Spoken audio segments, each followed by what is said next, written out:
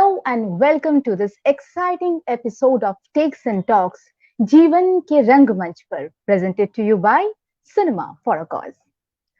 Almost everyone has heard this famous poem, All the World's a Stage, and all the men and women merely players. They have their exits and their entrances, and one man in his time plays many parts. Rangamanch or stage. Perhaps there has never ever been a more apt metaphor for this world. Maybe this is the reason why we human beings have such a strong attraction for stage. Stage helps us to unwind. Stage helps us to vent out our anger, our frustrations, our insecurities, and many more negativities. Stage gives us a sense of completeness.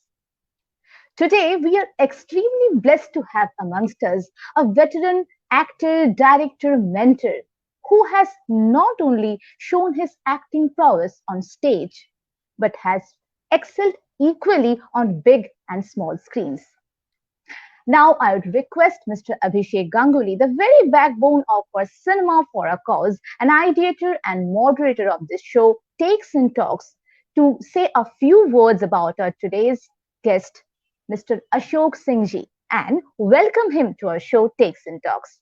Mr. Abhishek Ganguly, please. Thank you, Shomrishta, for those kind words. Uh, I'd see, request you to talking say about a few Ashok words Da, about our today's honorable guest. yeah. Actually, talking about Ashok Da, it is never ending.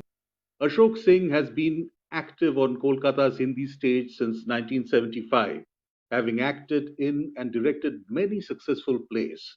He has worked with directors like M.K. Raina, Ranjit Kapoor, Tripti Mitro, Barry John, and Usha Ganguly.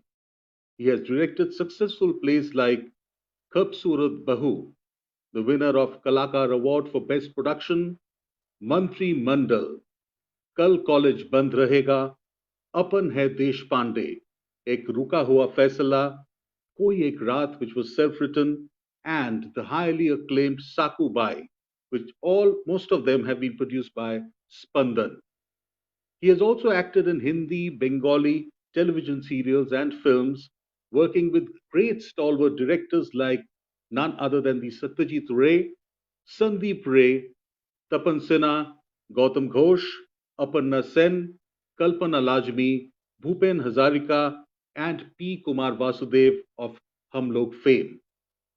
Ashok founded his own theatre group, The Ultimate Theatre, in 2013 and has produced three very successful Hindi plays till now.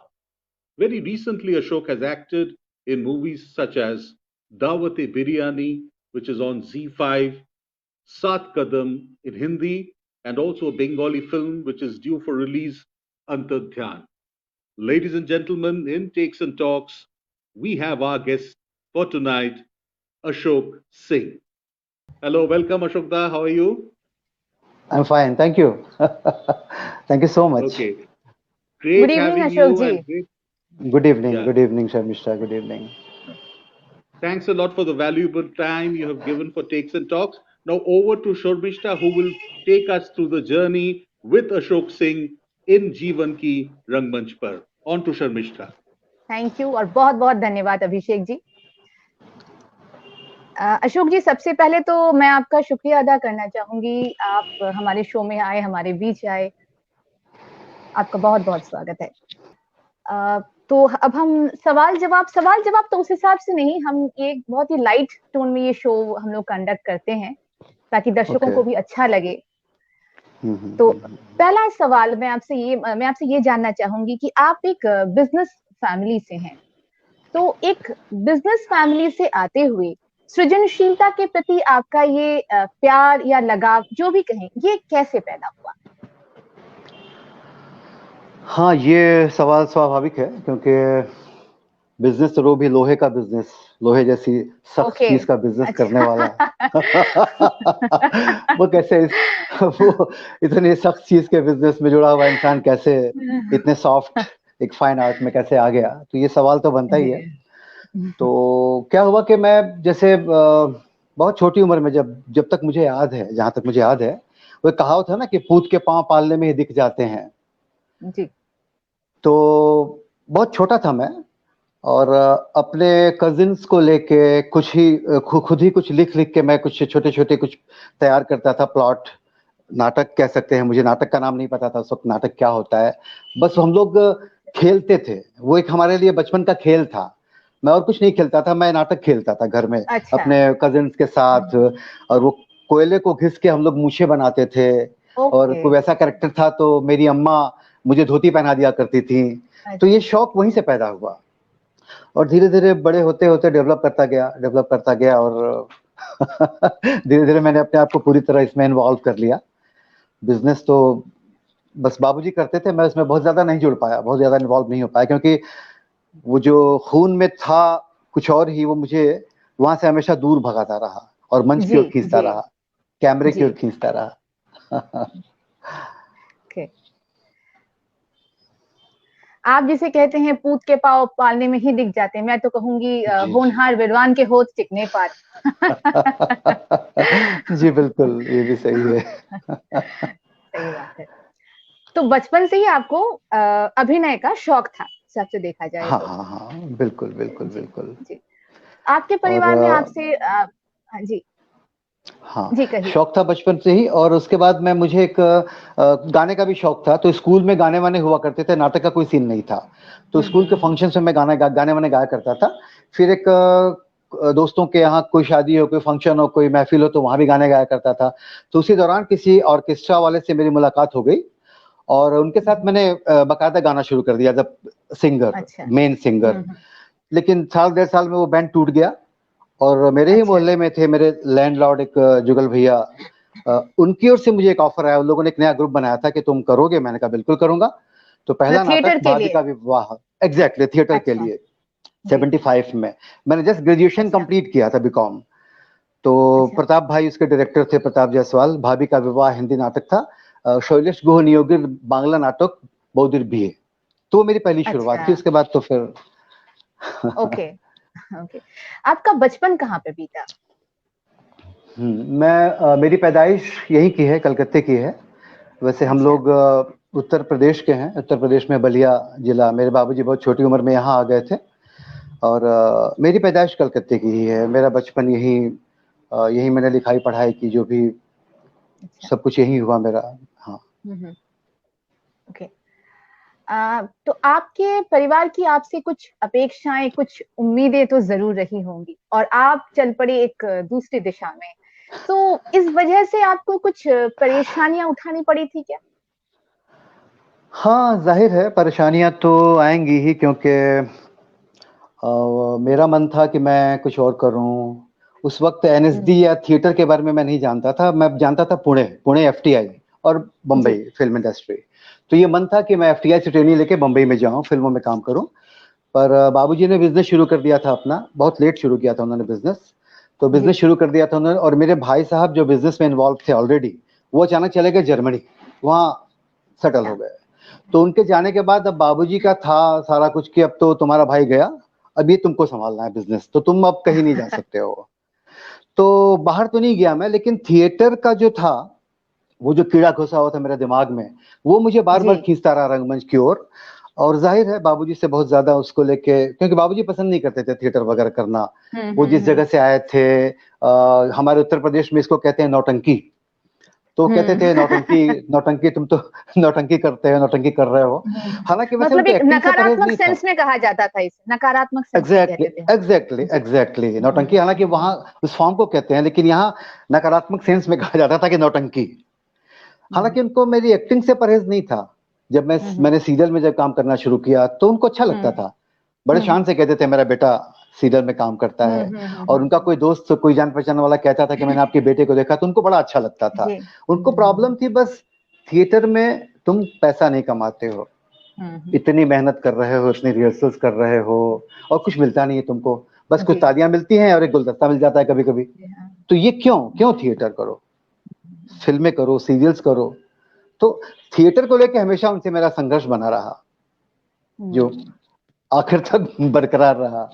अच्छा, ये आखिर तक बरकरार रहा। जी, जी, okay, बिल्कुल, बिल्कुल, बिल्कुल, बिल्कुल, बिल्कुल।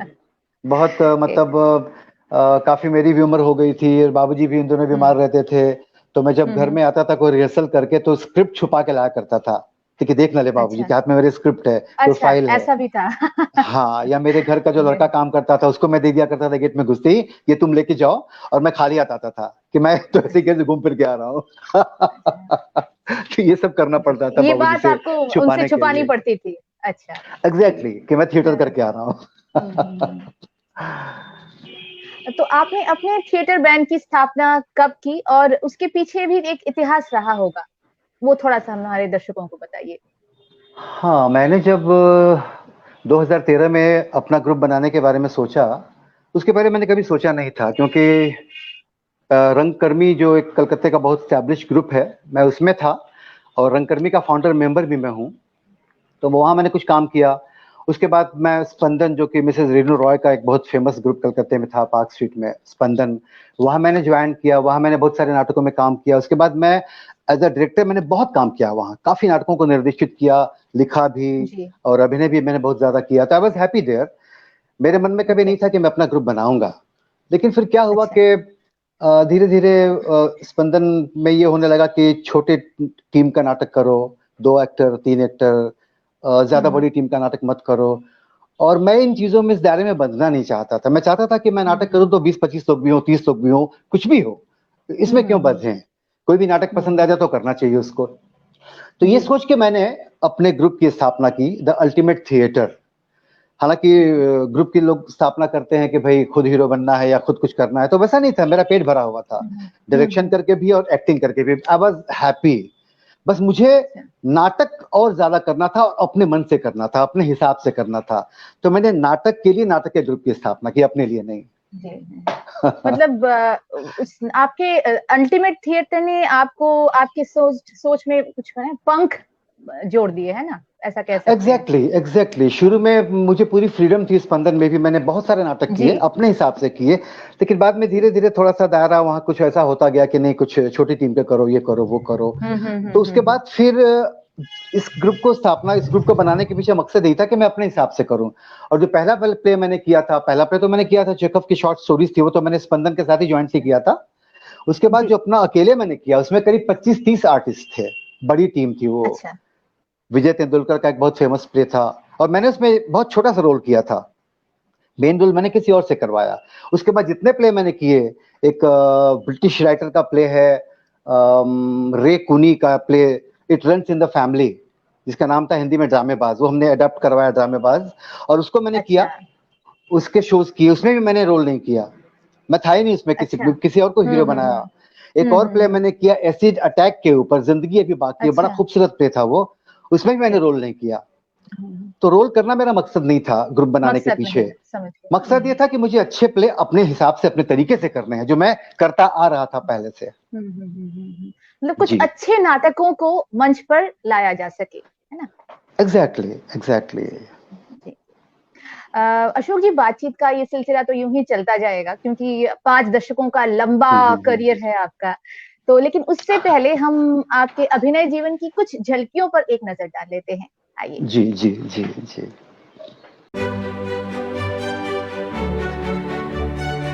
Shri Ashok Singh the complete actor लगभग पिछले 5 दशकों से हिंदी रंगमंच को अपनी बेहतरीन अदाकारी तथा निर्देशन से समृद्ध बनाने वाले इस प्रतिभावान अदाकार ने दूरदर्शन व अन्य चैनलों के कई मशहूर सीरियल और फिल्मों में अपने अभिनय का जादू बिखेरा है।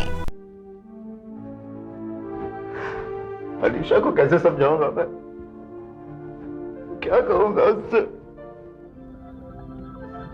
तुम्हारे पास और कोई चारा ही नहीं था सिवाय हमारी मदद करने के। वैसे पॉपुलर फ्रेंड छोड़ के बहुत समझदारी की तुमने, बहुत समझदारी। किसी कुछ लेना देना नहीं है। दिवाकर है, देना भी है देना भी है। तुम उस पैसे के बारे में सब कुछ जानते हो। कौन सा पैसा? बनो मत। पॉपुलर फ्रंट का सारा पैसा तुम्हारे पास है। सिनेमा फॉर अ कॉज द्वारा प्रस्तुत टेक्स एंड टॉक्स श्रृंखला की अगली कड़ी जीवन के रंगमंच पर में हमारे मेहमान हैं वरिष्ठ अभिनेता श्री अशोक सिंह। 29 नवंबर रात 8 बजे सिर्फ फेसबुक लाइव पर टेक्स एंड टॉक्स की अगली कड़ी जीवन के रंगमंच पर। Welcome back. Thank you. Ashok ji, आगे बढ़ने से पहले मैं एक बात मेरे दिल में आई है, मैं कहना चाहती हूँ, अपने दर्शकों के साथ भी साझा करना चाहती हूँ, और मुझे तो लगता है वो भी मुझसे सहमत होंगे कि हिंदी फिल्म इंडस्ट्री और छोटे पर्दे को मिलाकर अगर देखा जाए, मेरे ख्याल से दो ही हैंडसम विलेन रह चुके हैं।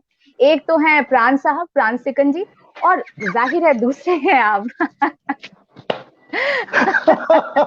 हालांकि आपने बहुत सारे किरदार निभाए हैं, लेकिन आपके विलेन के किरदार, कहते हैं ना उसको, लार्जर देन लाइफ।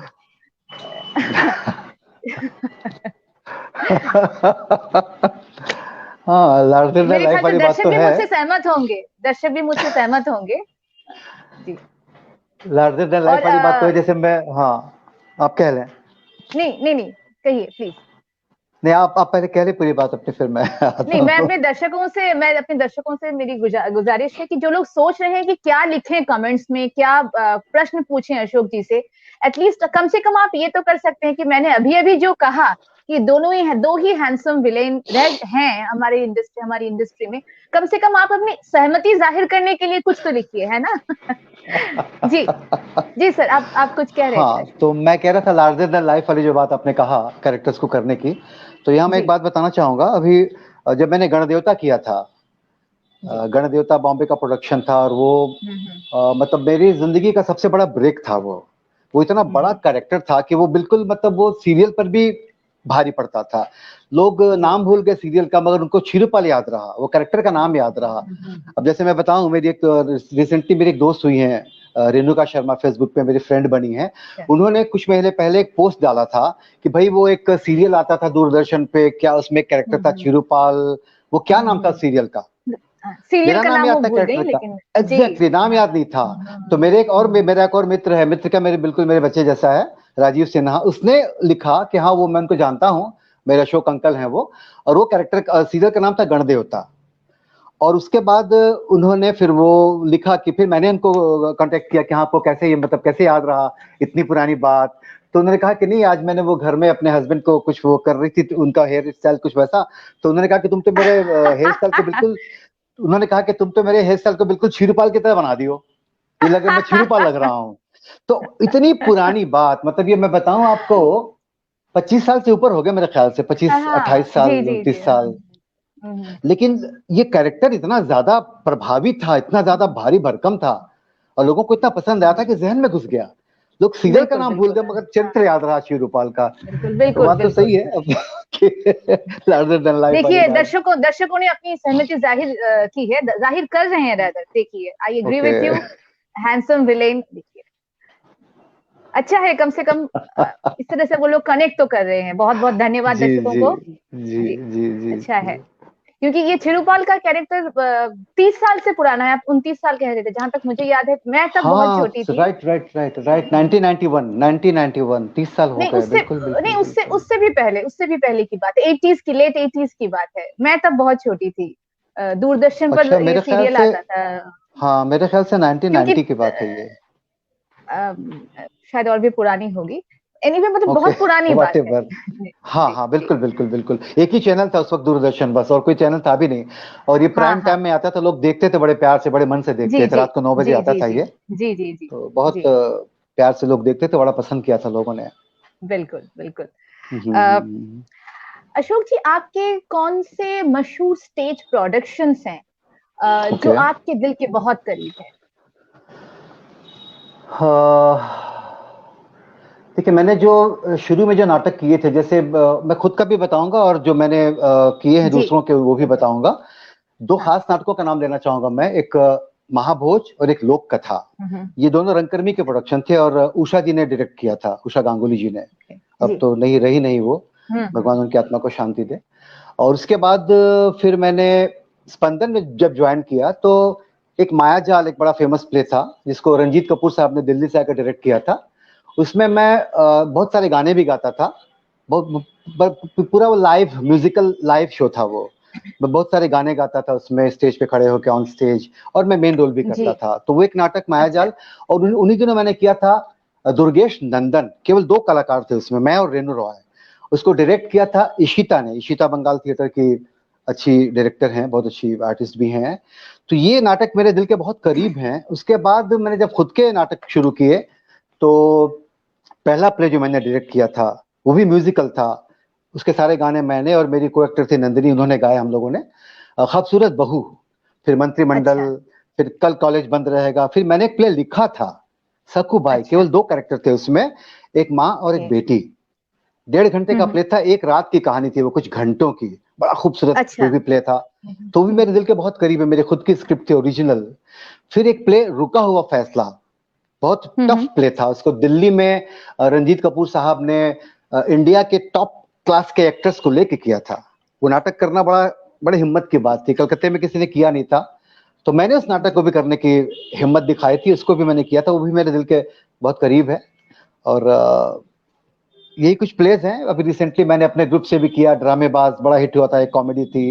एक और प्ले मैंने किया था जिंदगी अभी बाकी है, एसिड अटैक के ऊपर, जो कि बड़ा खूबसूरत प्ले था। तो ऐसे ही कुछ प्लेस हैं जो बहुत अच्छे लगते हैं, आपके दिल के बहुत करीब हैं। देखिए हमारे दर्शक जी बिल्कुल, योगेश राज जी लिख रहे हैं कि गणदेवता 87-88 के आसपास का है। जी मुझे भी वैसा ही कुछ लग रहा है। योगेश जी मेरे बहुत प्यारे छोटे भाई की तरह हैं मेरे। थैंक यू योगेश जी आपका। जी हाँ, थैंक यू इस इन्फॉर्मेशन के लिए। जी जी जी जी। अशोक जी, अभिनेता अशोक सिंह या निर्देशक अशोक सिंह, कौन आपको ज्यादा पसंद है? शुरुआत में तो अभिनेता ही पसंद था, लेकिन जब मैंने डायरेक्शन का स्वाद चख लिया वो कहते हैं ना स्वाद, वो खून का स्वाद शेर के मुंह में, हाँ खून का एग्जैक्टली, शेर के मुंह में खून का स्वाद लग जाना तो जब शेर के मुंह में खून का स्वाद लग गया तो जाहिर है फिर मुझे डायरेक्टर अशोक सिंह ज्यादा अच्छा लगने लगा। फिर मैंने ऐसे भी बहुत से काम किए जिनमें मैंने एक्टिंग नहीं की, मैंने केवल डायरेक्शन किया, तो मुझे ज्यादा मजा आता था। क्योंकि क्या था कि एक्टर में केवल मुझे अपने रोल के बारे में सोचना होता था, मुझे क्या करना है, कैसे करना है, बस इतना ही। लेकिन डायरेक्टर जब मैं बन गया तो मुझे पूरे प्ले के बारे में, पूरी टेक्निकल टीम के बारे में, बैक स्टेज कैसा होगा, लाइटिंग क्या होगी, स्टेज क्या होगा, बाकी कलाकार क्या होंगे, कौन कैसे परफॉर्म करेगा, पूरे प्ले की ब्लॉकिंग क्या होगी, तो इसमें मुझे बहुत मजा आने लगा। तो जाहिर है आपका दायरा बढ़ गया, दायरा बढ़ गया आपका। एग्जैक्टली, दायरा बढ़ गया, जिम्मेदारियां बढ़ गई, और मेरे सोचने की जो शक्ति थी वो भी बढ़ गई। मैं और ज्यादा अपने को सोचने लगा, ये सबके बारे में, हर एक के रोल के बारे में सोचना पड़ता था मुझे, सारी चीजें मैं सोचता था। तो डेफिनेटली डायरेक्टर अशोक सिंह से मुझे ज्यादा मजा आने लगा, वो मेरे लिए ज्यादा प्रिय है डायरेक्टर अशोक सिंह। वैसे अशोक जी, सूत्रों से, विश्वसनीय सूत्रों से हमें खबर मिली है कि आप सिर्फ गाते ही नहीं, आप बहुत अच्छा गाते हैं। सो क्या आज आप हमारे दर्शकों के लिए अभी कुछ गुनगुनाएंगे? हाँ, बहुत अच्छा तो नहीं, लेकिन हाँ गा लेता हूँ, और दोस्त पसंद भी करते हैं। और उसी का फायदा मुझे मिला कि मैंने नाटकों में भी बहुत सारे गाने गाए ऑन स्टेज लाइव। तो ठीक है, मैंने सीखा नहीं है वैसे गाने की, मैंने कोई तालीम नहीं हासिल की है, शौकिया ही गाता हूँ। तो एक गजल, मैं जगजीत साहब की बड़ी मेरी पसंदीदा गजल है, वो मैं थोड़ा सा गुनगुना देता हूँ, उसका एक शेर।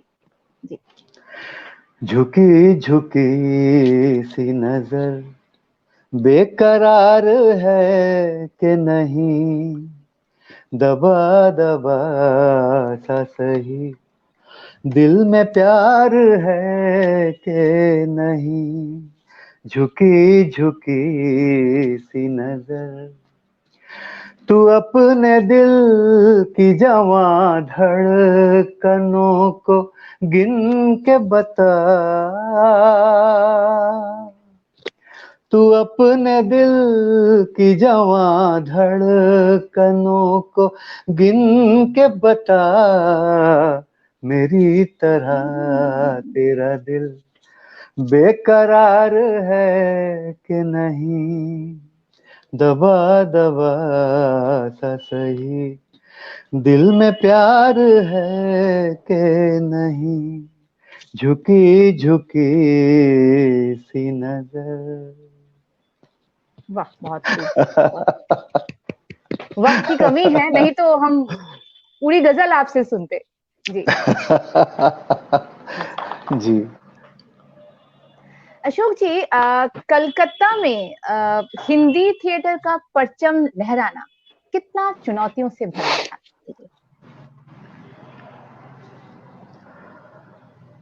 हाँ, देखिए चुनौतियां तो खैर मुझसे पहले बहुत सारे लोगों ने उनका सामना किया था, लेकिन जाहिर है और शुरू में ऐसा नहीं था। शुरू में हिंदी नाटक काफी होते थे। जब हमने थिएटर शुरू किया था तो ज्ञान मंच नहीं था, कला मंदिर का छोटा हॉल बेसमेंट जो आजकल कला जी। कुंज के नाम से जाना जाता है, उसमें regular Friday Saturday Sunday regular shows हुआ करते थे। संगीत कला मंदिर, एसकेएम, अनामिका, अदाकार, इनके रेगुलर शोज वहां हुआ जी। करते थे। फिर उसमें रंगकर्मी भी जुड़ गया उसी श्रृंखला में। तो नाटक होते थे, दर्शक भी आते थे। लेकिन धीरे धीरे जैसे जैसे ये टेलीविजन, ये बहुत सारा मीडियम जो आता गया, बहुत सारा मीडिया जो बढ़ता गया, तो हमारे हिंदी दर्शक कम होते गए। खासतौर से हिंदी दर्शक कम होते गए नाटकों के लिए। जी। उसके बाद उन लोगों को थिएटर हॉल में खींचना एक बहुत बड़ी चुनौती का काम बन गया। हिंदी दर्शक, एक तो टिकट कटा के नाटक देखने वाली जो मानसिकता थी, ये हमारे हिंदी दर्शकों में नहीं के बराबर थी। नाटक का मतलब फ्री पास, नाटक जबकि का मतलब फ्री पास। हाँ, एग्जैक्टली, जबकि बंगाली दर्शकों में ये नहीं है। वो बड़े प्यार से एकेडमी के बाहर या किसी भी हॉल के बाहर खड़े होकर लाइन में टिकट कटाएंगे, पैसा खर्चा करेंगे और नाटक देखेंगे। लेकिन हमारे हिंदी दर्शकों में वो चीज है। नाटक के टिकट अभी भी बिकते हैं, लेकिन अगर कोई बॉम्बे का कोई भी एक अदना सा भी कलाकार आ जाए तो टिकटों के रेट 2000, 2500, 3000 में बिक जाते हैं। लेकिन कलकत्ते का कितना भी बढ़िया से बढ़िया प्रोडक्शन हो, 100 रुपए का टिकट खरीदने में लोगों की हालत खराब होने लगती है। ये तो मैंने फेस किया है, मैंने इन चीजों को देखा है। तो चुनौती तो है ये बहुत बड़ी। इसीलिए हम लोगों को कई बार नाटक इस तरह के करने पड़ते हैं जो नए ग्रुप हैं, जिनके पास फंड नहीं है। वैसे जिनके पास फंड है, गवर्नमेंट का पैसा आ रहा है, स्पॉन्सरशिप है, वो आराम से कर लेते हैं, उनको प्रॉब्लम नहीं होती है। दर्शक हो ना हो उनका काम चल जाता है। लेकिन जहाँ फंड ना हो, पैसा ना हो, वहां ऐसे प्ले करने होते हैं कि भाई कुछ कॉल शोज मिल जाए, कुछ कॉल शोज मिल जाए ताकि नाटक का खर्चा निकल आए। तो ये एक बहुत बड़ी चुनौती है। अच्छा नाटक हम नहीं कर पाते हैं, हमको बाध्य होकर कॉमेडी करना पड़ता है, हल्के फुल्के प्ले करने पड़ते हैं। तो ये बहुत बड़ी समस्या आती है नाटक करने के लिए यहाँ पर, अगर आपके पास फंड नहीं है तो, अगर आपके पास गवर्नमेंट का पैसा नहीं आ रहा है तो। एग्जैक्टली जी। ये एक बहुत बड़ी चुनौती है यहाँ पर। मैं एक बात पूछना चाहूंगी, इसी से जुड़ा हुआ एक सवाल है। क्या आप, चूंकि आपने कहा गवर्नमेंट फंड के बारे में, क्या आप थिएटर से जो लोग जुड़े हुए हैं उनका प्रतिनिधित्व करते हुए, मतलब उनकी ओर से भी ऐसा कोई आप कुछ कहना चाहेंगे, कोई गुजारिश होगी आपकी सरकार के प्रति कि थिएटर या फिर रंगमंच, ये जो एक कला है, इसके प्रति थोड़ा और ध्यान दिया जाए, ऐसा कुछ आप कहना चाहेंगे? हाँ बिल्कुल, अगर चीजें थोड़ी सी और सहज हों और आसान हों, और जो जेन्युइन लोग जो नाटक करने के लिए मरे जा रहे हैं, ऐसे लोगों को अगर खोज के, तलाश के, उनको अगर थोड़ी सी मदद की जाए, जो जेन्युइन लोग हैं, जिनको नाटक से पैसा नहीं कमाना है, जिनको सिर्फ नाटक के लिए नाटक करना है, और जिनके अंदर छटपटाहट है, हाँ, और जो अपने पैसे से नाटक, जैसे मैंने जो ग्रुप बनाया अपना, तो मेरे पास कोई फंड नहीं था, मैंने अपने पॉकेट से पैसे लगाए और नाटक किया। इसलिए मैं बहुत ज्यादा शोज कर नहीं पाया, बहुत ज्यादा प्लेज में नहीं कर पाया, क्योंकि मेरे पास फंड नहीं था। कुछ दोस्त जरूर थे जिन्होंने सपोर्ट किया, हेल्प किया, टिकट बिकवाने में, कॉल शोज दिलवाने में। मेरे कई दोस्तों ने काफी मदद की। एक अशोक मेहरा जी मेरे दोस्त है, उन्होंने बहुत मदद की मेरी इस मामले में, तो मैं लोगों का शुक्रगुजार हूँ। लेकिन अब जैसे बंगाल की मैं बात करूं तो यहाँ पर जैसे है ना बांग्ला एकेडमी, तो अभी कुछ दिन पहले मुझे खबर मिली है कि एक हिंदी एकेडमी की भी यहाँ स्थापना हुई है। अच्छा। और उसमें मेरे दो एक जान पहचान वाले भी है। मैंने फेसबुक में लिखा भी था, पोस्ट भी किया था कि इससे क्या हिंदी नाटक का भी कुछ भला होगा, मैंने पूछा था। अब देखें क्या होता है। ये हिंदी एकेडमी हिंदी नाटक वालों के लिए क्या करती है, क्या कर पाती है, कितना नाटक के लिए वो लोग एफर्ट लगा पाते हैं तो भगवान जाने। लेकिन जरूर इस दिशा में ध्यान होना चाहिए कि भाई जो लोग वाकई थिएटर करना चाहते हैं उनके पास फंड की कमी है, उनको सपोर्ट किया जाए ताकि नाटक जी ढंग से फले फूले। बिल्कुल बिल्कुल, हम उम्मीद तो रख ही सकते हैं। जी जी बिल्कुल बिल्कुल। अशोक जी, आप 80 और 90 के दशकों में हिंदी सीरियलों में एक स्टार रह चुके हैं। सो उस समय की कुछ सुनहरी यादों को क्या आप हमारे दर्शकों के साथ साझा करेंगे? जी बिल्कुल, यहाँ भी बात घूम फिर के फिर वहीं आएगी कि जब मैंने गणदेवता किया था, तो जी हालांकि गणदेवता में काम आप पाना भी बड़े एक सौभाग्य की बात थी। मैं रंगकर्मी में थिएटर कर रहा था और अच्छे अच्छे काम कर रहा था, और बम्बई से कुमार साहब आए थे, पी कुमार वासुदेव, जिन्होंने जी हम लोग का निर्देशन किया था। हम लोग बहुत फेमस जो सोप ओपेरा था। जी जी हाँ और कुमार साहब, हाँ, कुमार साहब इस सीरियल के डायरेक्टर भी थे, प्रोड्यूसर भी थे। और चूंकि बंगाल की कहानी थी तो उनको बंगाल में बनानी थी ये फिल्म, ये सीरियल बंगाल में ही बनाना था उनको। तो नाट में मुझसे मिलके बड़े प्रभावित हुए वो। लेकिन कुछ ऐसे लोग थे जो नहीं चाहते थे कि मुझे वो कैरेक्टर हासिल हो, तो उन लोगों ने भी बड़ी कोशिश की, लेकिन थैंक्स टू पी मतलब कुमार वासुदेव। छिरुपाल का कैरेक्टर एग्जैक्टली, उसकी बात कर, वो एग्जैक्टली, वाला किरदार। Exactly, exactly. हम्म, कुछ लोग थे ऐसे जो बड़े करीबी लोग थे, लेकिन वो नहीं चाहते थे कि वो ये रोल मुझे हासिल हो, मुझे मिले। और ये मैं हम्म, भगवान की मेहरबानी समझता हूँ, भगवान का आशीर्वाद। और कुमार साहब जो डायरेक्टर थे, उनकी नजर, उनकी जो पारखी निगाह थी, उन्होंने मुझे पहचान लिया था कि ये बंदा सही है, और उन्होंने मुझे वो रोल दिया। और हाँ, इससे जुड़ी यादें जो आपने कहा, यादों का जिक्र, जैसे आपको पता है वो नेगेटिव रोल था। तो एक बार मैं प्लैनेट में कलाकारों का एक समावेश था, सारे कलाकार थिएटर के खासतौर से जुटे हुए थे, वहाँ कोई मीटिंग हो रही थी। तो वहाँ मुझे एक बंगाली भद्र महिला मिली, मेरे पास आई और उन्होंने कहा, देख के छिरुपाल। मैंने कहा हाँ। तो बोली, अपना के देखे मोने है, अपना के पहले जो एक चौड़ मारते पारी। तो मतलब ये इस कैरेक्टर की कामयाबी दिखाता है कि आपने एक नेगेटिव रोल किया और कोई आपको गालियां दे, किसी का मन हो कि मैं आपको थप्पड़ मारूं, तो जाहिर है ये। जी जी जी चलिए जी जी। जी, तो वही वही मैं कह रहा था कि जैसे एक यहाँ के लोकल छिरुपाल थिएटर के एक्टर्स का, कैरेक्टर। हाँ हाँ हाँ, वो तो खैर मुझे मिल गया हम्म, भाग्य से, और पी कुमार वासुदेव साहब की पार की निगाहों से वो रोल मुझे मिल गया। उन्होंने मुझे पहली नजर में पसंद कर लिया था, और उन्होंने वो रोल मुझे दिया कि ये तुमको ही करना है, सारे कोशिशों के बावजूद, विरोधों के बावजूद। तो थैंक्स टू हिम। और जो आपने जिक्र किया ना कि यादों का कुछ हो, तो एक जी बंगाल में एक थिएटर कलाकारों का एक समावेश था, एक गैदरिंग थी प्लैनेट में, शहीद मीनार के पास। तो मैं भी गया था वहां। तो एक बंगाली भद्र महिला मेरे पास आई, उन्होंने हंसते हुए कहा, हंसी बाद में, वो पहले तो अजीब सा मुंह बना के बोले, छिरुपाल। मैंने कहा हाँ। तो बोले, आपको देख के मन करता है, बांग्ला में कहा, अपना के देखे इच्छे करे यदि पाई अपना के गाले एक छोड़े, ठस कर एक चौड़ मार दो। तो फिर वो हंस दी, फिर हंसने लगी वो। तो ये, और उसके बाद कुछ और भी यादें हैं। जब मैं कलकत्ते से बाहर गया था, जहां जहां भी मैं बाहर उन दिनों, जहां भी मैंने ट्रेवल किया, वहां देखते ही लोग छिरुपाल छिरुपाल छिरुपाल। और अच्छा वो जो एक, जैसे मुझे याद है, मैं एक बार भिलाई गया था, मेरी भांजी वहां कॉलेज में पढ़ती थी, उसके कॉलेज में मैं पहुंच गया, उसका मैं टू व्हीलर लेके मैं ड्राइव करते करते उसको पीछे बैठा के चला गया। अब मैंने सोचा नहीं था कि ऐसा रिएक्शन, ऐसा रिस्पांस मिलेगा। कॉलेज में पहुंचा, मैंने गाड़ी खड़ी की और जब जाने लगा, देखते ही लड़कियों का झुंड, लड़कों का छिरुपाल छिरुपाल छिरुपाल। मैंने कहा अरे! फिर मैं भाग के उसके, वो मुझे अपने क्लासरूम में ले गई। तो वहां उसकी सहेलियां आ गई उसको साइन करने के लिए, ऑटोग्राफ लेने के लिए। और मतलब ऐसी नौबत हो गई कि मुझे भागना पड़ा लिटरली वहां से। अच्छा और बाद में शाम को वहाँ के कॉलेज के प्रिंसिपल साहब आए, उन्होंने कहा कि अरे, हमें पता चला कि आप हमारे यहाँ आए थे और आपसे हम मिल नहीं पाए, कुछ कर नहीं पाए। तो उन्होंने एक अभिनंदन समारोह का आयोजन किया, एक प्रेस कॉन्फ्रेंस वहाँ बकायदा वहाँ के सारे प्रेस वालों को बुला के करवाया। तो बड़ा प्यार, बड़ा सम्मान मिला उन दिनों छिरुपाल करते करते मुझे। यही कुछ यादें हैं जो जुड़ी हुई हैं दिल के करीब। और बड़ा जी फायदा भी हुआ इसका मुझे, और भी कई चीजों में, जो कई चीजें मेरी रुकी पड़ी थी, तो उसमें भी बड़ा मदद मिला मुझे। अरे, आप छिरुपाल हैं, अच्छा चलिए आपका काम हो गया। आप छिरुपाल एग्जैक्टली नहीं, लोग एग्जैक्टली डरते थे एग्जैक्टली। क्या आपसे? डरते थे क्या? डर कर करते थे क्या? कि अगर आपकी मदद न की जाए, आपका काम न किया जाए तो उन्हें नुकसान हो सकता है, ऐसा कुछ था क्या? ऐसी कोई बात कभी आपने पूछा नहीं उन लोगों से? वो पूछना रह गया।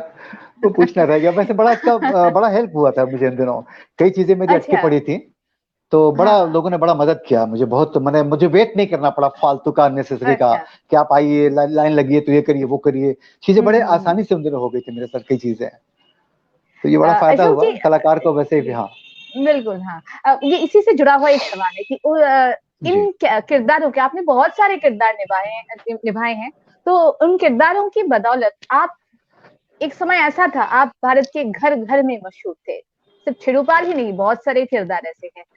सो आपका निभाया हुआ, मतलब आपने जिन किरदारों में जान डाली है, आपका निभाया हुआ कौन सा किरदार आपका सबसे पसंदीदा किरदार है?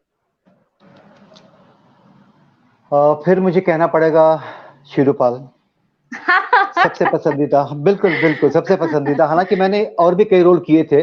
मेरा जो पहला जी। बंगाली सीरियल था जी के लिए, अंतराले, अच्छा। उसके डायरेक्टर अच्छा। थे गौतम बासु, जो आर्ट डायरेक्शन का काम किया करते थे। उन्होंने दो हम्म। सीरियल्स बनाए थे, दोनों में मैं मेन रोल में था, लेकिन हम्म। नेगेटिव रोल, दोनों ही नेगेटिव रोल, लेकिन सेंट्रल कैरेक्टर। तो उनका एक अच्छा। सीरियल था पहला, अंतराले। अंतराले अंतराले। में मैंने सेंट्रल रोल किया था, नेगेटिव रोल, धीरू भाई, धीरू भाई अडवाणी का कैरेक्टर था। वो बहुत भयंकर नेगेटिव रोल था। उसमें बंगाल के बहुत सारे लोगों ने काम किया था, दुलाल लाहिड़ी थे, पार्थसारथी देव, रोजताब रोजताब थे उसमें, रीता कोयराल, पल्लवी चैटर्जी, और भी बहुत अच्छा। सारे लोग थे उसमें, काफी लोग थे, बहुत अच्छी टीम थी। और मैंने हम्म। किया था उसमें सेंट्रल कैरेक्टर, तो वो रोल भी बहुत पॉपुलर हुआ, लोगों ने बहुत पसंद किया। इनफैक्ट वो रोल करते करते मुझे एक बार प्रोड्यूसर ने कहा कि अशोक जानो, আমাদের কত स्पॉन्सरशिप আমরা পেয়েছি, मैंने बंगाल से लेके बांग्लादेश तक पूरा। तो मैंने कहा, मैंने ओके। बधाई दिया उनको, तो उन्होंने कहा कि ना अशोक, दैट शुद्ध तोमर जन है। तो मैंने कहा अरे अच्छा। नहीं यार, ऐसा थोड़ी, इतने सारे लोग हैं। फिर एक जिशुदा थे, जिशुदा जो पहले कैमरामैन थे, फिर बाद में डायरेक्टर बन गए थे। उन्होंने बहुत सारे सीरियल, हम्म। खासतौर से ई टीवी के लिए बहुत काम किया था उन्होंने, जिशुदा। जी। जी। हाँ जिशुदा, जिशु क्या, तो सर ने मुझे याद नहीं आ रहा अम, उनका, हम्म। जिशुदा व्हाटएवर। तो जिशुदा के साथ, जिशुदा ने एक दिन कहा था अंतराले को लेके, पूरा सीरियल खत्म होने के बाद, उन्होंने कहा था अशोक তোমাদের 26টা एपिसोड एका टेने নিয়ে গেছে। तो अच्छा। डेफिनेटली वो रोल भी मेरे बहुत दिल के करीब है। उसके अलावा लोहित किनारे मैंने किया था उन दिनों, वो हम्म। कल्पना लाजमी और भूपेन हजारिका साहब का बनाया हुआ सीरियल था लोहित किनारे। वो 13 एपिसोड थे उसमें, तो दो कहानियों में मैं मेन रोल में था। वो शायद वो गुवाहाटी एक में बड़ा, शूटिंग हुई थी, राइट? एग्जैक्टली जो दूसरी कहानी थी कैदी, उसकी शूटिंग गुवाहाटी में हुई थी। एक सीन हुआ था, कई सीन हुए थे गुवाहाटी जेल के अंदर, और अच्छा। कुछ सीन हुए थे बाहर जाके, कोई गांव था, कोई टी गार्डन्स थे, उन जगहों पे हुआ था वो। तो भी बहुत प्यारे प्यारे दो उसमें कहानियां थी मेरी, उसमें मैंने। और एक सीरियल और था नेशनल नेटवर्क के लिए, तस्वीर, अच्छा। उसमें भी मैंने बहुत इंपॉर्टेंट रोल किया था, एक माफिया डॉन का, लेकिन बहुत प्यारा वो कैरेक्टर था। उसमें आलोक नाथ जी थे, रजा मुराद साहब थे, और मेरे अपोजिट रूपा गांगुली थी। बहुत अच्छा था। उसके डायरेक्टर थे अर्जुन गौरी सरिया, बहुत अच्छा बनाया था उन्होंने अच्छा। वो, कमाल का। उसके बाद डायरेक्शन की कमाल संभाली देवांशु ने उसके बाद उसको कंटिन्यू किया था। और एक और सीरियल उन दिनों मैंने किया था जी के लिए, शायद शायद में मेरे जी। अपोजिट मेरी वाइफ का रोल किया था रोनी हतंगड़ी जी ने, रोनी हतंगड़ी। अच्छा। जी। और रूपा गांगुली मेरी गर्लफ्रेंड थी, वो भी बड़ा अच्छा सीरियल था, बड़ा खूबसूरत था। तो ऐसे हम्म। कुछ कई चीजें हैं जो काफी मेरे करीब हैं, मुझे बहुत मजा आया काम करके उन सीरियल्स में। कई सारे किरदार हैं। जी अशोक जी जी, जी जी। आपने फिल्मों में भी काम किया है, तो फिल्मों में काम करने का अनुभव कैसा रहा? फिल्में मैंने बहुत नहीं की हैं, क्योंकि मुझे लगता था कि फिल्मों में काम पाने के लिए मुझे ज्यादा भाग दौड़ करनी पड़ेगी, ज्यादा मेहनत करनी पड़ेगी, और थोड़ा पीआर बढ़ाना पड़ेगा। वो मुझे नहीं आता था, ना मुझे अपने को बेचना आता है, ना खुद की मार्केटिंग करनी आती है। मैं इसमें बड़ा संकोची किस्म का आदमी हूँ। और सीरियल भी इसीलिए जी। मैंने बहुत कम किया। मैं बहुत कम, जो काम मुझे मिलते रहे घर बैठे, वही मैं करता रहा। उसमें भी मैं छांटता रहा, ये करूं कि नहीं करूं, जी। ये मुझे करना चाहिए कि नहीं चाहिए। इसमें भी मैं बहुत ज्यादा चूजी रहा। और फिल्मों का भी वही हालत था। तो फिल्मों में क्या था कि मैंने पहली एक फिल्म की थी, मुझे नाम याद नहीं आ रहा, काका बाबू सीरीज की एक फिल्म थी। उसमें अच्छा। पिनाकी चौधरी साहब वो उसके डायरेक्टर थे, और बेनुदा सब्यसाची जी वो उसमें जी, सभी थे मेन साथी थे एक्टर फिल्म। में। जी वो उसमें मेन रोल थे। मैंने उसमें एक अच्छा किरदार किया था। उसके बाद फिर मैंने एक कमर्शियल फिल्म की थी, राके हौरी मारे के। उसमें बुम्बादा, अच्छा। प्रसन्नजीत प्रसन्नजीत जी, वो उसमें डबल रोल में थे। और मैंने और कौशिक बैनर्जी ने, हम दोनों ने उसमें नेगेटिव रोल किया था। और इनफैक्ट वो रोल मुझे बुम्बादा की ही बदौलत मिला था। उन्होंने मुझे मेरी कास्टिंग उसमें करवाई थी कि अशोक जी को लीजिए उसमें। और रिसेंटली मैंने एक फिल्म की है बॉम्बे में जाके, 7 कदम, जो कि वेब सीरीज के रूप में इरोज नाउ पे रिलीज होने वाली है, 7 कदम। तो उसमें जो डायरेक्टर साहब थे, उनका ये कहना था, मोहित झा डायरेक्टर, उनकी पहली फिल्म थी, उन्होंने पहले सीरियल किया था। उनका कहना था कि मैं बॉम्बे को एक नया विलेन लॉन्च कर रहा हूँ। अच्छा। ये उनके शब्द थे। लेकिन अब 2-3 साल तक वो फिल्म पड़ी रही यूं ही। अब वो फिल्म रिलीज हो रही है वेब सीरीज बन के, लेकिन दुर्भाग्य मेरे साथ ये है कि मुझे उन लोगों ने डबिंग के लिए नहीं बुलाया। अब अच्छा। शक्ल तो मेरी रहेगी, एक्टिंग मेरी रहेगी, आवाज किसी और की रहेगी। आवाज किसी अब और वो की क्या रहेगी। है, क्या रहेगा, कैसे रहेगा, मुझे कुछ पता नहीं, भगवान जाने क्या होने वाला है। जबकि रोल बड़ा जबरदस्त था उसमें, बहुत गजब का रोल है। जी देखते हैं जी। क्या होता है। उम्मीद करते हैं कुछ अच्छा ही हो। जी। और हाँ, अभी एक अ, और फिल्म मैंने Z5 के लिए की है, दावते बिरयानी, जिसकी डायरेक्टर हैं अच्छा अदिति रॉय। अदिति रॉय डायरेक्टर अच्छा। हैं उसकी। वो फिल्म Z5 पे है, हिंदी में भी बंगाली में भी। इसमें जयंत कृपलानी हैं, सुहासिनी जयंत मुले हैं, कृपलानी।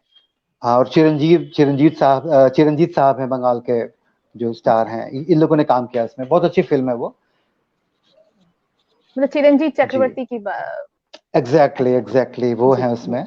और सुहासिनी मुले बॉम्बे से आई थी, जी। और जयंत कृपलानी साहब उसमें हैं, आदित्य, हाँ अ, जी। अशोक जी, आपने देश के बहुत बड़े बड़े दिग्गज कलाकारों के साथ, अभिनेता अभिनेत्रियों के साथ काम किया है। तो आप हमें बताएंगे, हमारे दर्शकों को बताएंगे कि मतलब इनमें से कौन कौन है जो आपके पसंदीदा अदाकार या अदाकार हैं? हाँ, किनके सबसे पहले साथ मैं बात काम करता करना हूँ, आपको हाँ सबसे अच्छा जी लगा? जी जी जी जी जी। सबसे पहले मैं बात करना चाहूंगा बंगाल का, क्योंकि यहाँ यहाँ भी मैंने काम किया के लोगों के साथ। तो यहाँ से मैं 3 नाम लेना चाहूंगा। एक तो जी। बुम्बादा अगेन, प्रसन्नजीत जी। वो बड़े बहुत अच्छे, मुझे उनके साथ काम करके बड़ा मजा आया। और अभी जो ये फिल्म मैंने जिसका जिक्र किया, दावते बिरयानी, ये उनका खुद का प्रोडक्शन है, उनके हाउस का प्रोडक्शन है। इसमें मैंने काम किया। वो मुझे बहुत बहुत प्यार करते हैं, बहुत सम्मान देते हैं, बहुत मानते हैं, मुझे बड़ी इज्जत देते हैं। मैंने उनसे मिलके, उनके साथ बात करके मन खुश हो, दिल खुश हो जाता है। बहुत अच्छे, उनके साथ मेरा बड़ा अच्छा ये है। तो उनका मैं जिक्र करना चाहूंगा यहाँ जरूर। और उसके बाद मैं नाम देना चाहूंगा बेनुदा, सब्यसाची चक्रवर्ती। सरजी चक्रवर्ती का। जी। हाँ, बेनुदा इतने अच्छे इंसान हैं, इतने भले आदमी, कलाकार तो गजब के हैं ही। उनके साथ मैंने बहुत काम किया है। जब सोनेक्स शुरू हुआ था यहाँ, जो दस्तीदार, श्यामलदा, इन लोगों ने शुरू किया था, जो सोनेक्स एक कंपनी थी, उनके सीरियल्स होते थे। तेरो पार्वन बहुत हिट सीरियल हुआ था, एक बंगाली का, तेरो जी जी पार्वन। जी। जी, और एक तेरो हिंदी पार्वन, का हाँ। हुआ था, आश्चर्य आश्चर्य दीपक, हिंदी का हुआ था, जिसमें बेनुदा थे, रंजीत मल्लिक साहब थे। मैंने भी काम किया था उसमें। फिर गौरव, तेरो पार्वन का हिंदी हुआ था गौरव, उसमें बेनुदा मेरे छोटे भाई बने थे, मैं उनका बड़ा भाई बना था। तो बेनुदा के साथ मैंने और भी कई काम किए, सीरियल किया जिसकी क्लिपिंग आप लोगों ने दिखाई अभी, वो जी के लिए था, तरकश, उसमें बेनुदा थे। एक फिल्म जो राखे हरी मारे के, उसमें बेनुदा थे। उनके साथ काफी काम किया मैंने। और बेनुदा के घर में भी हम लोगों ने बहुत अड्डे मारे हैं, बहुत गाने वाने के बड़ी महफिलें वहां जमा करती थी। तो मेरे बड़े प्रिय हैं, बड़े पसंदीदा हैं बेनुदा। बड़े अच्छे इंसान है। मैंने एक स्पॉट बॉय को भी सर सर करके बात करते हैं। उसके बाद मैं नाम देना चाहूंगा शुभाशीष का, जो बांग्ला फिल्मों में कॉमेडी करते हैं। प्लस एक बहुत प्यारी फिल्म उन्होंने की थी सुमन के डायरेक्शन में, हर्बर्ट। जी बिल्कुल। गजब का रोल किया था शुभाशीष ने। हम्म। तो वो भी बड़े प्यारे इंसान है, मेरे बड़े प्यारे दोस्त हैं। हम लोगों ने साथ साथ अभी ब्योमकेश, हाँ एक और नाम मैं लेना भूल गया, अरिंदम सील की फिल्म थी ब्योमकेश पोरबो, उसमें मैंने काम किया है। अबीर अबीर थे उसमें। और सुभाशीष भी थे उसमें। हम लोगों ने काम किया था साथ में, आउटडोर में भी हम लोग गए थे नॉर्थ बंगाल में। तो शुभाशीष के साथ और भी मैं काम कर चुका हूँ। एक सीरियल मैंने किया था जोड़वार झुमको, उसमें हम लोगों ने कई दिन साथ साथ काम किया था। वो भी बड़ा प्यारा इंसान है, मुझे बहुत प्यार करते हैं बहुत। और हम लोगों ने जब राखे हरी मारे की शूटिंग की थी आउटडोर चेन्नई में, तो मैं उनका रूममेट था, हम लोग एक ही रूम में होटल में ठहरे हुए थे। बड़े प्यारे इंसान है। अब बात करूं बॉम्बे की, तो वहां मैंने बहुत ज्यादा काम तो किया नहीं है। एक फिल्म मैंने की थी माइकल, जो नेटफ्लिक्स में है। हालांकि अच्छा। मेरा पूरा सीन नहीं रहा, काफी कुछ एडिट हो गया, बहुत छोटा सा रह गया हिस्सा उसमें। और आवाज भी किसी और की डाल दी उन लोगों ने उसमें। लेकिन हीरो थे नसीर साहब, नसरुद्दीन साहब। उनके साथ मेरे सीन्स थे उसमें, उस फिल्म में। नेटफ्लिक्स में वो फिल्म है माइकल। तो वो मेरे बड़े ही पसंदीदा कलाकार हैं। फिर रोहिणी हट्टंगडी जी, चूंकि वो भी थिएटर से जुड़ी हुई हैं, तो हम लोगों ने साथ काम करते करते थिएटर के बारे में काफी चर्चा की थी, बहुत सारे अड्डे मारे थे थिएटर को लेके भी। फिर ऐसे ही कुछ लोग हैं। बहुत ज्यादा तो मैंने बॉम्बे में काम नहीं किया है। रिसेंटली जो मैंने काम किया है 7 कदम, उसमें मेरे को एक्टर थे रोनित रॉय और अमित साध, ये लोगों ने साथ में काम किया उसमें। ऐसा ही कुछ है बस। काफी अच्छा लगा आपकी, मतलब चूंकि आपका ये आपकी यात्रा भी बहुत लंबी है, 5 दशकों की यात्रा है, तो जाहिर है किरदार भी बहुत सारे, आई मीन अदाकार अदाकाराएं भी बहुत सारे, जी वही जी जी, बात है। हाँ अदाकाराएं भी बहुत सारी हैं। मैं आपको कह दूं एक बार, यहाँ कलकत्ते से भी कई लोग हैं जो मुझे बड़े पसंद हैं, जिनके साथ मैंने बहुत काम किया है इनफैक्ट। रूपा गांगुली, पल्लवी हम्म। चैटर्जी, रीता जी कोहराल, नहीं रही जी। बेचारी अब वो। अभी अभी तो नहीं उनके रही। साथ, हाँ जी, उनके साथ भी मैंने बहुत सारा काम किया है। और पल्लवी की एक प्रोडक्शन था फिल्म उसका, उसमें ही मैंने काम किया था। एक हिंदी और बंगाली फिल्म बनी थी, विशाखापट्टनम में शूटिंग किया था उसने, उसमें ही मैंने काम किया था पल्लवी की इस फिल्म में। मेरी अच्छी दोस्त हैं। हमेशा लक्ष्मी पूजा के दिन उनके घर में जो भोज होता है, मैं भी उसमें हमेशा आमंत्रित रहता हूँ। इस साल तो कर नहीं हो पाया वो सब कोरोना की वजह से, तो भी मेरी बड़ी प्यारी अच्छी दोस्त हैं जी।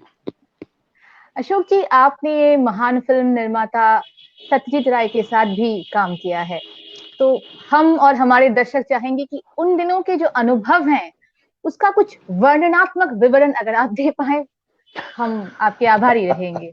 आफ्टर ऑल सत्यजीत राय की बात करें हम लोग। जी जी जी जी, एक्चुअली क्या था कि वो एक सीरियल बना था, सत्यजीत राय प्रेजेंट्स। ये गणदेवता के भी पहले की जी। बात है, शायद 80 अच्छा। 81 की बात है ये, 1980 81 ऐसा कुछ होगा। तो मेरे थिएटर के एक सीनियर थे, मदन सूदन जी, आकाशवाणी में जी। भी थे वो, दूरदर्शन में भी थे वो। तो मदन सूदन जी ने मुझे रेकमेंड किया उस रोल के लिए, कि उन्होंने कहा कि वो एक सीरियल बन रहा है, तुम जाओ। तो मैं गया, जाके मैं उनसे मिला उन लोगों से। तो मानिकदा थे, मिस्टर रे, और संदीप रॉय थे, बाबूदा जो उनके साहबजादे हैं, जो डायरेक्टर थे उस सीरीज के। तो एक कहानी थी अभिनेत्री, अभिनेत्री में अच्छा। स्मिता पाटिल की मेन कैरेक्टर में, और अच्छा। अन्नू कपूर साहब थे उनके हस्बैंड। और मेरा किरदार था कि मैं, स्मिता पाटिल जब फिल्मों में काम करने आती हैं तो फिल्मों में उनका हस्बैंड मैं हूँ, अच्छा। उस पर्टिकुलर उस फिल्म में जिसके बारे में, जिस फ्लोर पे वो जाती हैं शूटिंग करने के लिए। तो किरदार छोटा सा था, लेकिन चूंकि सत्यजीत राय साहब और वो हमेशा फ्लोर पे रहते थे, तो उनकी मौजूदगी ही अपने आप में एक, मतलब मैं तो शुरू शुरू में इनिशियली बड़ा नर्वस था। मानिक दा, स्मिता पाटिल, तो पहला जो था वो फ्लोर पे जाते ही वो जो एक माहौल था, वो बड़ा ही, एक बड़ा गजब का, एक बड़ा इनरिचिंग माहौल, और मुझे बड़ा कहीं ना कहीं डराने वाला, बड़ा नर्वस करने वाला माहौल था। लेकिन ठीक है, मैं काफी साल काम कर चुका था उन दिनों, 5-6 साल तो हो ही गए थे थिएटर में। तो बड़ा अच्छा अनुभव रहा उन लोगों के साथ काम करने का। काम करने और का। बाबूदा तो मुझे अभी भी बहुत मानते हैं, बहुत प्यार करते हैं बाबूदा मुझे। तो एक अलग तरह, चूंकि मेरा पहला काम था वो, तो मेरे लिए बहुत बड़ी बात थी कि सत्यजीत राय जी। साहब फ्लोर पे हैं, बाबूदा हैं, स्मिता पाटिल हैं, तो डेफिनेटली वो अपने आप में एक बहुत बड़ा अनुभव था मेरे लिए। और मैं बड़ा अपने आप को सौभाग्यशाली मानता हूँ कि मेरी शुरुआत उनके साथ हुई। मतलब वो स्क्रीन पर आपका पहला काम था।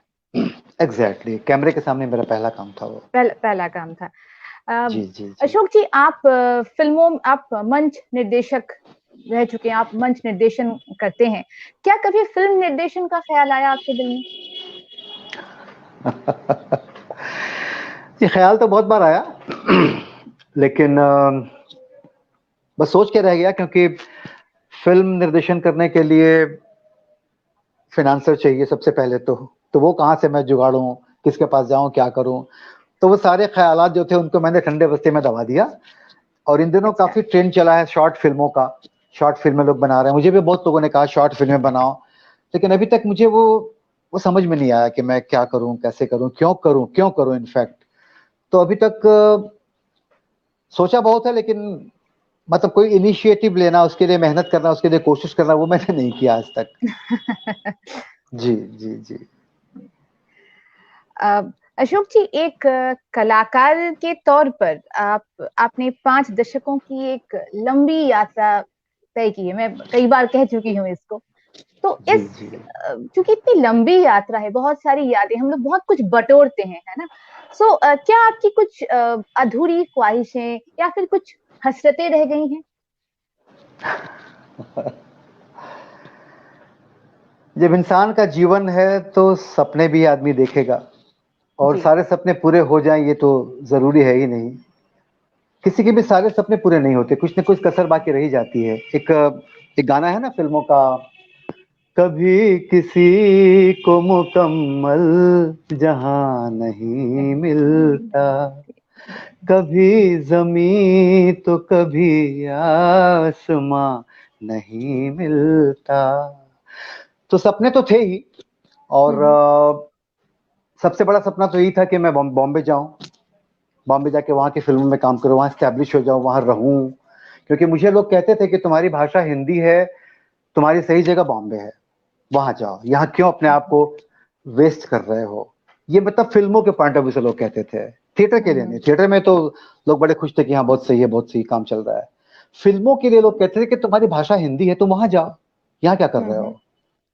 तो ये तो मन में था ही कि मेरे जाऊं, लेकिन कुछ ऐसे हालात थे, बाबूजी का बिजनेस था, बाबूजी की उम्र भी काफी होती जा रही थी, मेरे बच्चे छोटे छोटे थे, तो कुछ ऐसी ऐसी स्थितियां थी कि मैंने सोचा नहीं, मैंने उन चीजों को मैंने कहा नहीं ठीक है, जो है सही है, उन सपनों को रहने दो अगले जन्म के लिए, क्योंकि हमारे हिंदू धर्म में मान्यता है ना पुनर्जन्म, अगला जी। जन्म। तो कुछ ख्वाहिशें रह जाएं ताकि अगले जन्म में उनको पूरा करने का मौका मिले तो करेंगे इंशाल्लाह। बिल्कुल बिल्कुल बिल्कुल। क्या पता इसी जन्म में ही हो जाए, वो भी हो सकता है। हाँ अभी तो बहुत लंबी उम्र है, अभी उम्र ही क्या जी है। जी बिल्कुल, बिल्कुल बिल्कुल बिल्कुल। अभी तो भगवान ने चाहा तो बहुत कुछ हो सकता है। नहीं नहीं, बहुत बहुत कुछ होगा भी।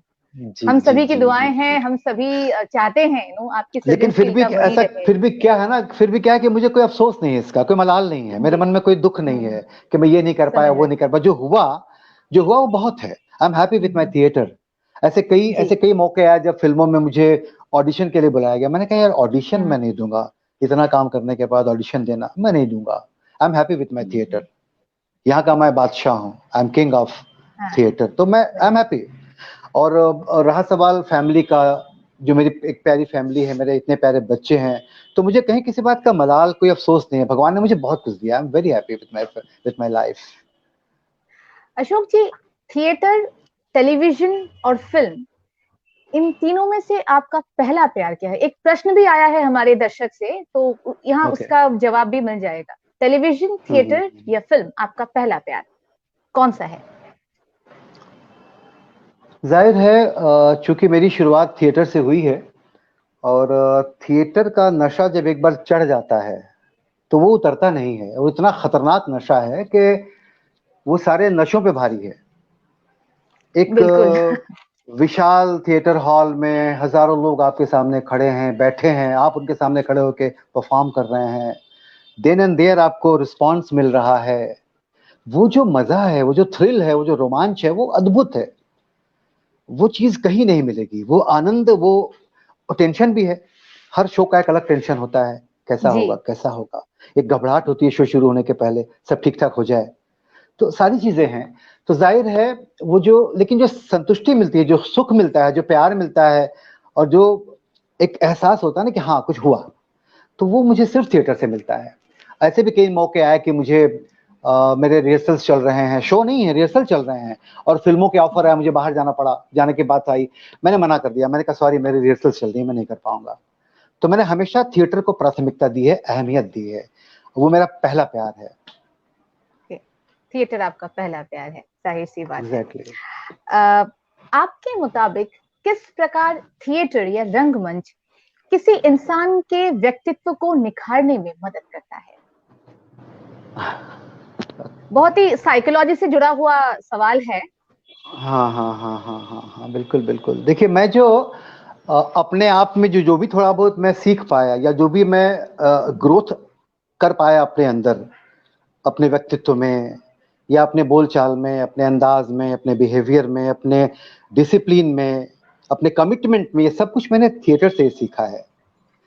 थिएटर ऐसी जगह है कि वो आपको, मतलब जिसको कहते हैं ना फांकी मारना, वो नहीं करने देती है थिएटर। जी जी। फांकी मारने की कोई जगह नहीं है, कोई गुंजाइश नहीं है। थिएटर की पहली शर्त होती है वक्त की पाबंदी। बिल्कुल। Commitment, commitment. और कमिटमेंट ऐसा कि अब मैं जैसे अब एक छोटी सी घटना मैं बताना चाहूँगा। मेरा एक बहुत डिफिकल्ट नाटक था दुर्गेश नंदन, उसका शायद मैंने जिक्र किया कि नहीं मुझे याद नहीं आ रहा, बड़ा प्यारा प्ले, मैं कैसे भूल गया मुझे पता नहीं, केवल 2 एक्टर थे, 2.5 घंटे का प्ले था वो, दुर्गेश नंदन। उसका शो था ज्ञान मंच में और मेरे छोटे साले की तबीयत खराब थी, उसको कैंसर के बिल्कुल आखिरी स्टेज में था वो, और दोपहर को उसी दिन उसकी डेथ हो गई, मेरे शो के दिन। तो खबर मिली, हम लोग भाग, सुबह मैं मिल के आया था, हम सब उससे मिल के आए थे, दोपहर में खबर मिलती हम लोग भाग के गए वहाँ हॉस्पिटल में।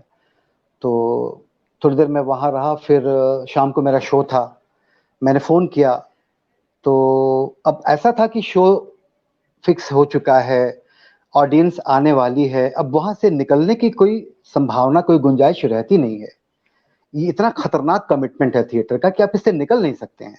बिल्कुल। तो फिर मैंने ससुर जी को समझाया कि ससुर जी, बाबूजी ऐसा है कि मेरा शो है आज, मुझे निकलना पड़ेगा।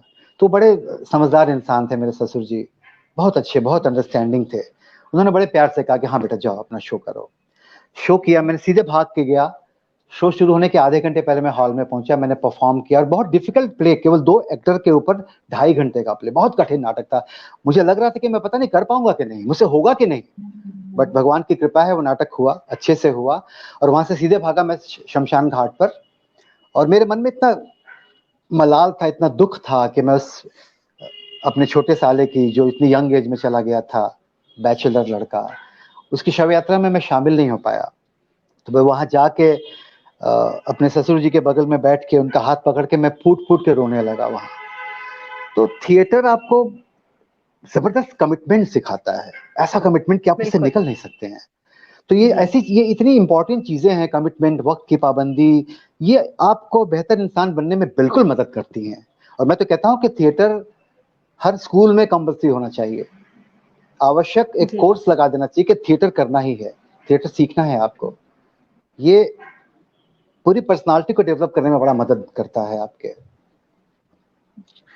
अशोक जी, एक समय था जब समाज में, लोगों में शिक्षा के प्रसार के लिए थिएटर का ज्यादा से ज्यादा इस्तेमाल होता था, प्रयोग होता था।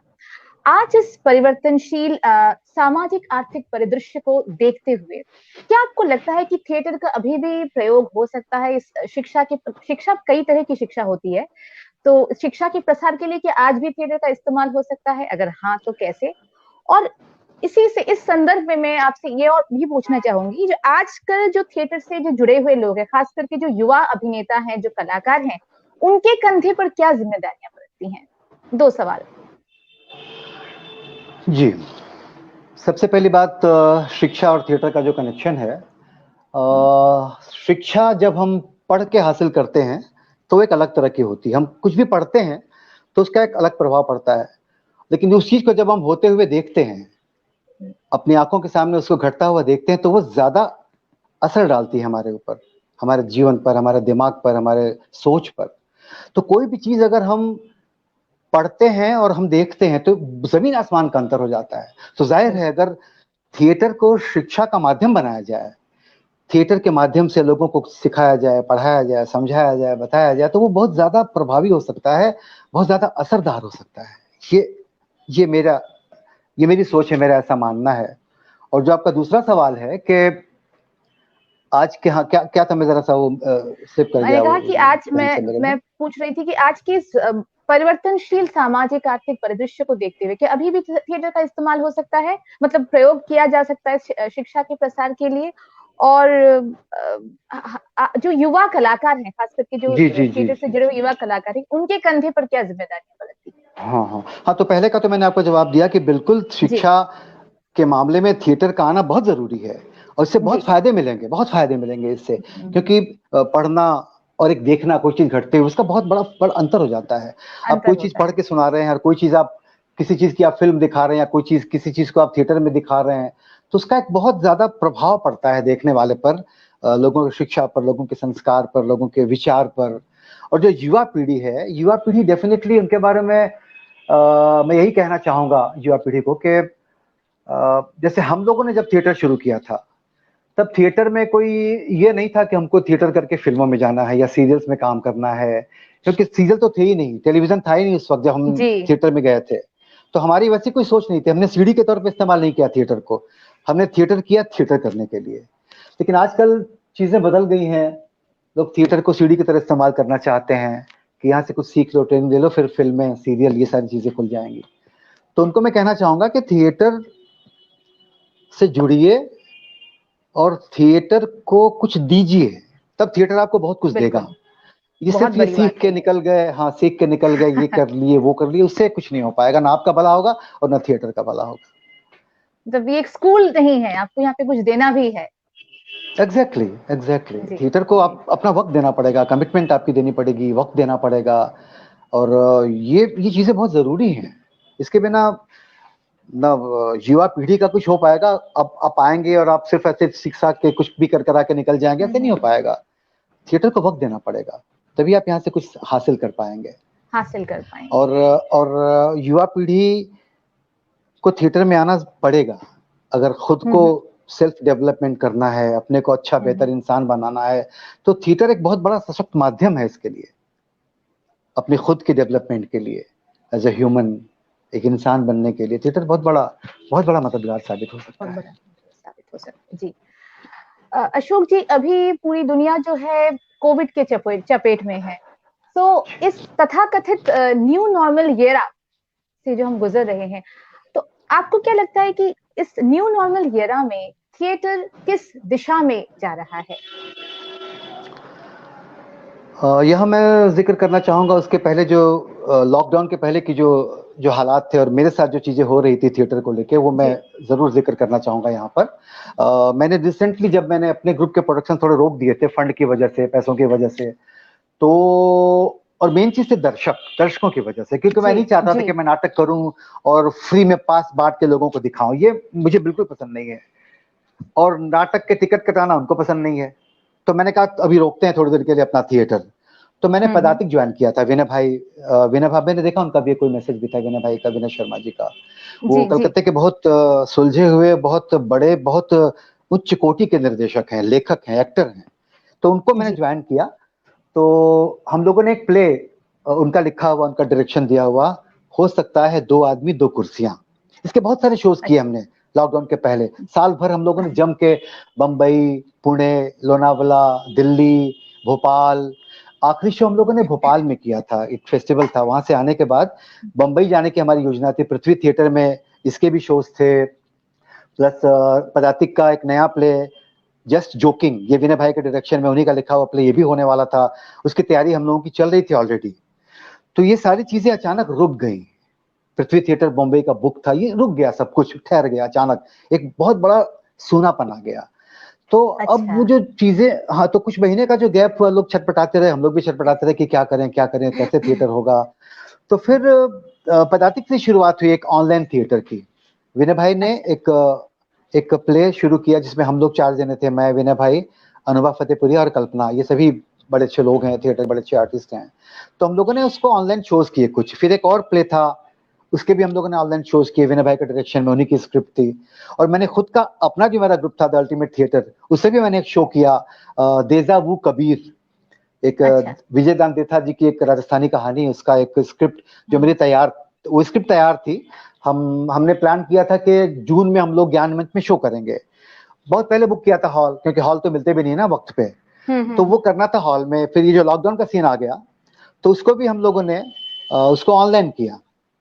और मेरा एक जो यंग लड़का है, एक जूनियर एक लड़का है मेरा, बहुत प्यारा शिष्य है मेरा, पलाश चतुर्वेदी, उसे मुझे सलाह दी कि सर इसको ऑनलाइन करते हैं। तो हम लोगों ने बड़े अच्छे से किया, उसका भी बड़ा अच्छा रिस्पॉन्स हमें मिला। तो फिलहाल तो हालांकि नाटक शुरू हो गया है, बांग्ला थिएटर तो शुरू हो गया है, शोज हो रहे हैं। ऑडियंस हालांकि बहुत कम है, भी लोग डर भी रहे हैं, और लोगों के पास पैसे की भी थोड़ी कमी है अभी। वो तबका जो नाटक के लिए टिकट खरीदता है पैसे लगा के, उसके हाथ में पैसे अभी थोड़े कम हैं। ये जो चीजें बिगड़ी हैं, जो सारा कुछ जो गड़बड़ाया है मामला, तो दर्शक बहुत कम है। तो फिलहाल मुझे तो लगता है कि अभी कुछ दिन और ऐसे चले, कुछ ऑनलाइन हो चीजें। अब जैसे देखिए ये ऑनलाइन जो हो रहा है फेसबुक पे हमारे, ये तो पहले मेरे ख्याल से शायद लॉकडाउन के पहले पता नहीं था कि नहीं, मुझे नहीं पता, आप तो ये कर रहे थे कि नहीं, मुझे नहीं आइडिया है इसका। तो बहुत सारी चीजें शुरू हुई है लॉकडाउन में, नई नई चीजें शुरू हो रही हैं, नए नए खोज हो रहे हैं, नए नए कॉन्सेप्ट लोग लेके आ रहे हैं। तो इस न्यू नॉर्मल में ठीक है, धीरे धीरे थिएटर का समय अच्छा आएगा, बेहतर होगा, फिर हम लोग मंच पर पहुंचेंगे, लेकिन तब तक जब तक नहीं हो पाता तब तक ये एक अच्छा माध्यम है। और इसमें एक और भी बड़ी बात है, जो हमने प्ले किया था देजा वू कबीर, उसमें हमारी एक आर्टिस्ट जुड़ी थी बेंगलोर से, एक आर्टिस्ट जुड़ी थी पुणे से, और हमारे दर्शक दुनिया भर से जुड़े थे।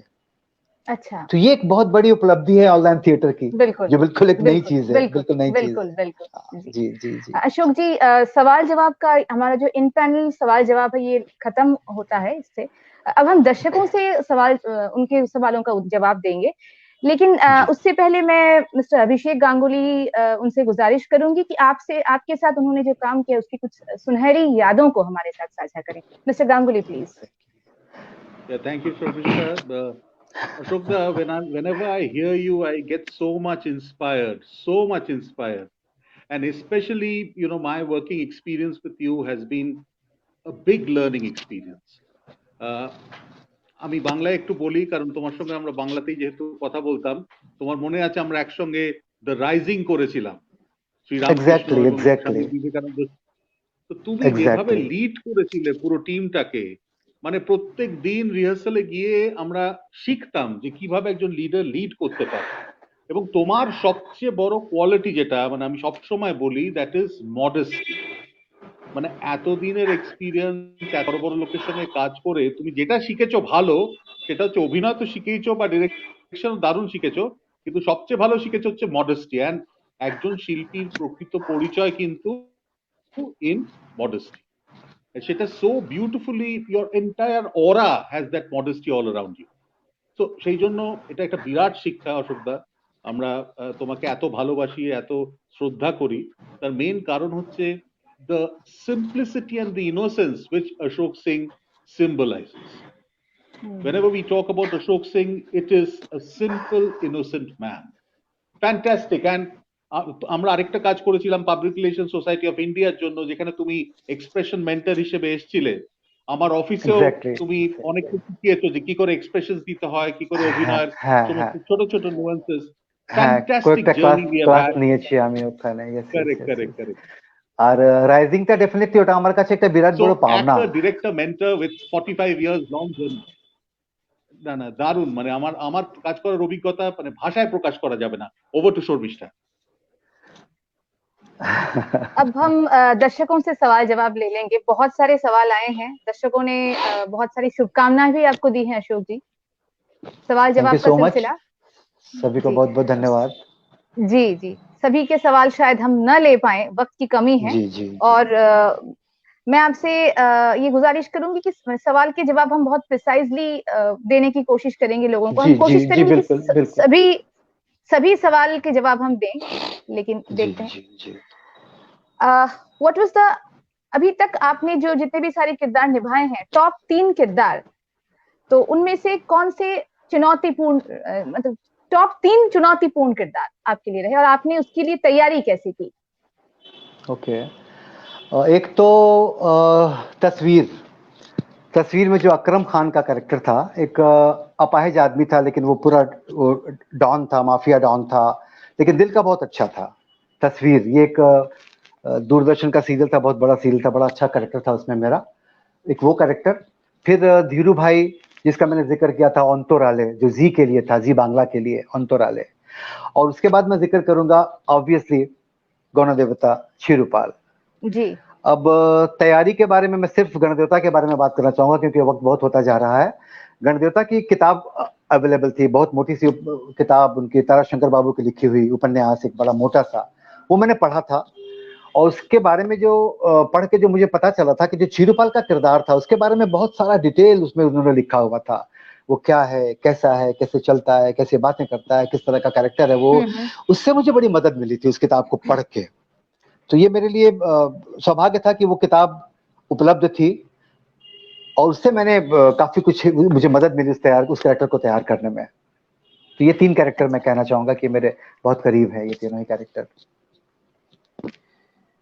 अच्छा, अभी ये जो कोविड पोस्ट कोविड ये जो सिनेरियो है, तो सिनेमा जो है ऑनलाइन, अभी अभी हम हाल ही में अभी बात कर रहे थे ना हम कि ऑनलाइन थिएटर, जी ऑनलाइन जी जी सिनेमा। सो जी जी जी like Netflix, OTT platform, Netflix और ओटीटी। Amazon Prime. सो ऐसे में एक थिएटर एक्टर ऐसे सिचुएशन में कैसे अपने आप को तैयार करता है, तैयार करना चाहिए? मैं सवाल रखती हूँ, नेट पे डिस्प्ले करती हूँ, आई मीन उसमें।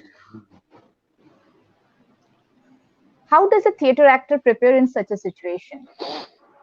नहीं, ये तो देखिए क्या है ना कि जैसे नेटफ्लिक्स में या प्राइम में जो फिल्में आ रही हैं, वो तो अब शूटिंग शुरू हो गई है उनकी। तो शूटिंग चालू हो गई, इन लोगों ने काम शुरू कर दिया। शूटिंग शुरू कलकत्ते में भी हो गई है, बॉम्बे में भी शुरू हो गया सारा काम। तो शूटिंग का काम तो शुरू हो गया है। या शायद मैं ये मुझे जो समझ में आ रहा है कि एक थिएटर का एक्टर इन चीजों के लिए अपने को कैसे प्रिपेयर करेगा। तो शायद मुझे जो समझ में आ रहा है सवाल, क्योंकि थिएटर एक अलग फॉर्मेट है और फिल्मों की एक्टिंग का एक अलग स्टाइल होती है।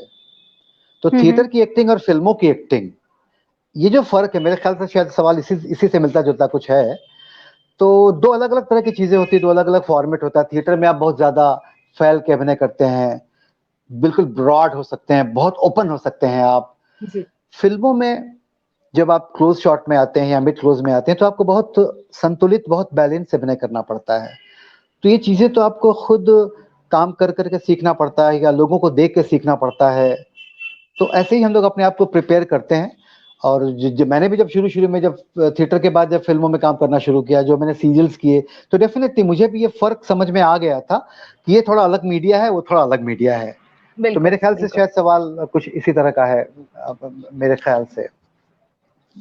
तो हम अगले सवाल पे अभी जाते हैं, वक्त की बहुत कमी है। अशोक जी, आप अभिनय की दुनिया में किन्हें अपना गुरु मानते हैं? ओके, गुरु मेरे कई हैं। कई गुरुओं से मैंने बहुत कुछ सीखा है। जैसे सबसे पहले मैं गुरु मानता हूं अपना, जिनके साथ मैंने काम किया है, जाहिर है मैं उन्हीं के बारे में, उन्हीं की चर्चा करूंगा मैं सबसे पहले अपना गुरु मानता हूं रुद्र प्रसाद सेन गुप्ता जी को। उनके साथ मैंने एक बांग्ला नाटक किया था, जो रंगकर्मी का पहला फुल लेंथ प्ले था, परिचय। उनको मैं अपना बहुत बहुत प्यारा गुरु मानता हूं, मुझे उनसे बहुत कुछ सीखने को मिला है। उसके बाद मैं जिक्र करूंगा कुमार रॉय, बहुरूपी के कुमार रॉय साहब थे डायरेक्टर। उनके साथ मैंने काम किया था रोक्तो कोरबी, हिंदी में लाल कनेर। उनसे मैंने बहुत कुछ सीखा है, बहुत कुछ सीखा है। उसके बाद मैं जिक्र करूंगा उषा गांगुली जी का, जो रंगकर्मी के फाउंडर मेंबर, जिन्होंने रंगकर्मी के प्रेसिडेंट थे। उनके साथ मैंने बहुत काम किया है। उनके साथ जो मैंने सबसे बड़ी चीज सीखी थी वो है डिसिप्लिन, कमिटमेंट, वक्त की पाबंदी। और कुछ कुछ शुरू में मेरी हिंदी भाषा में थोड़ा सा वो कुछ दोष था, श स ज ज, ये कुछ प्रॉब्लम्स थी। तो ये मुझे उषा जी की बड़ी अच्छी आदत थी। कोई भी हो सामने, कहीं भी आप बैठे हो, मीटिंग में हो, भरी सभा में हो, कहीं भी हो, सामने वाला कुछ गलत कहता था, वो टोक देती थी। श नहीं स या स नहीं श, संग संग टोकती थी वो। तो ये उनकी बड़ी अच्छी आदत थी। तो ये उनसे मुझे सीखने को मिला है। तो उन्हें भी मैं अपने गुरु मानता हूँ इस मामले में। हमारे दर्शक के से एक सवाल भी था यहाँ पे कि उषा जी से आपने क्या सीखा। चलिए, अच्छा है कि आपने उसका भी जवाब एग्जैक्टली ये सबसे बड़ी चीज मैंने उनसे सीखी है, कमिटमेंट, वक्त की पाबंदी, थिएटर के प्रति कमिटमेंट, डेडिकेशन। और ये चीजें जो भाषा की शुद्धि, जी, भाषा की शुद्धि बहुत जरूरी है, बहुत ही जरूरी है। थिएटर में बहुत जरूरी है। ऐसे बहुत लोग हैं थिएटर करते हैं, इनको भाषा श स नहीं आता है, ज ज नहीं आता, कुछ भी करते रहते हैं वो लोग। तो ये उनसे मैंने बहुत कुछ सीखा है। एग्जैक्टली ये बहुत सीखा है मैंने उनसे। और एक जिक्र और मैं करूंगा थिएटर के लिए, बहुत बड़ा नाम, रंजीत कपूर साहब का। अच्छा। जो पहले दिल्ली में थे, नेशनल स्कूल ऑफ ड्रामा में, अभी बॉम्बे में है। तो उनके साथ मैंने कई काम किए हैं थिएटर के। उनसे बहुत कुछ सीखा है मैंने बहुत सहज किस्म के डायरेक्टर थे वो। मैं एक बार कहता था कि सर आप कुछ बता नहीं रहे हैं, तो मैंने क्या बताऊं, तुम इतना अच्छा कर रहे हो। तो मैंने वो जबरदस्ती, कुछ डायरेक्टर होते हैं ना कि थोपते हैं जबरदस्ती, ऐसे करो ऐसे करो ऐसे करो, मैं जैसे कह रहा हूँ वैसे करो, ये उनमें नहीं था। और एक नाम मैं यहाँ और जोड़ना चाहूंगा, जो बिल्कुल मेरे समकालीन है, शायद मेरी ही उम्र के होंगे। उनके साथ मैं थिएटर कर रहा हूँ अभी भी। मैंने कुछ काम ज्यादा नहीं किया, लेकिन किया है, हाल ही में किया है। उनको भी मैं अपना गुरु मानता हूँ, विनय शर्मा। बहुत कुछ सीखा है मैंने उनसे। और इतने अद्भुत डायरेक्टर हैं वो कि मैं क्या बताऊं, गजब के डायरेक्टर हैं विनय भाई, गजब के डायरेक्टर हैं। तो उनको भी मैं गुरु मानता हूँ। मुझे याद है कि जब मैं एक प्ले कर रहा था बारिश वाला, रेन मेकर, अच्छा। अमेरिकन एक प्ले था रेन मेकर, उसके डायरेक्टर थे, हाँ उसका उसका मैंने अनुवाद। तो नाम ही, हाँ उसका मैंने नाम ही ले लिया, रॉडनी मेरियट आए थे अमेरिका से, उन्होंने डायरेक्ट किया था उस प्ले को। तो वो मैं शुरू में नहीं था उस प्ले में, मैं बाद में, जो लड़का कर रहा था मेन रोल वो चला गया जब बाहर, तो उस रोल के लिए श्यामानंद जलान जी ने मुझे बुलाया पदातिक में, अच्छा। अच्छा। तो मुझे इस रोल के लिए तैयार किया गया। तो मेरी एक प्रॉब्लम होती थी कुछ स्पीच को लेके, तो विनय अच्छा। भाई इस प्ले में काम कर रहे थे बतौर एक्टर, उन्होंने मुझे एक टिप दी थी बड़ी जबरदस्त, उसको लेके मैंने प्रैक्टिस किया काफी, और उससे मुझे बड़ी मदद मिली। तो विनय भाई भी मेरे बहुत बड़े गुरु हैं। ओके। जी। अशोक जी, ये सवाल बहुतों ने पूछा है, जाहिर है हम जब अपना इन पैनल सवाल जवाब का सिलसिला चल रहा था तब आपने इस इशू को एड्रेस भी किया है, लेकिन ये सवाल बहुतों ने पूछा है कि नई पीढ़ी के जो थिएटर आर्टिस्ट हैं उनको आप क्या सलाह देना चाहेंगे? जो है ऑलरेडी उनको तो सलाह यही देना है कि भाई आप अपने आंख और कान खुले रखें, क्योंकि थिएटर या एक्टिंग हम जो देख रहे हैं समाज में अपने आसपास, हमारे इतने सारे किरदार हैं, इतने सारे कैरेक्टर हैं जिनसे हमको बहुत कुछ सीखने को मिलता है। एक ऑब्जर्वेशन, कुछ भी हो उसको ऑब्जर्व करिए, बढ़िया से माइन्यूटली ऑब्जर्व करिए, और बिल्कुल वही चीज जब आप रिहर्सल रूम में आते हैं तो अपने डायरेक्टर को ऑब्जर्व करिए, वो क्या चाहता है आपसे, उसकी क्या जी। अपेक्षाएं हैं आपसे, उसको समझिए, उसको करने की कोशिश करिए। और एक और भी चीज मैं कहना चाहूंगा नई पीढ़ी के कलाकारों से, जो कुछ में है कुछ में नहीं है, वो है गंभीरता, थिएटर के प्रति गंभीरता, कमिटमेंट, डिसिप्लिन, वक्त की पाबंदी, और थिएटर के लिए ईमानदारी, ये बहुत जरूरी है। ईमानदारी, ऑनेस्ट जी। होना पड़ेगा, एग्जैक्टली थिएटर के लिए ईमानदार होना पड़ेगा आपको। मैंने पता नहीं क्या किया क्या नहीं किया, लेकिन मैं इतना दावे के साथ कह सकता हूँ कि मैं थिएटर के प्रति बहुत ईमानदार था। मैं अपने थिएटर के प्रति मैंने कभी बेईमानी नहीं की, अपने थिएटर से कभी नहीं बेईमानी की। तो ये ईमानदारी बहुत इंपॉर्टेंट है। तो यही चीजें हैं जो मैं अपने युवा पीढ़ी के लोगों को कहना चाहूंगा थिएटर के बारे में। एक छोटा और सा बाकी सवाल तो है, देखिए, बाकी तो क्या है कि जो चीजें होती है ना वो भगवान का दिया हुआ होता है, जो हुनर होता है वो भगवान देता है, जी, आप जी, उसको जी, पॉलिश करते हैं।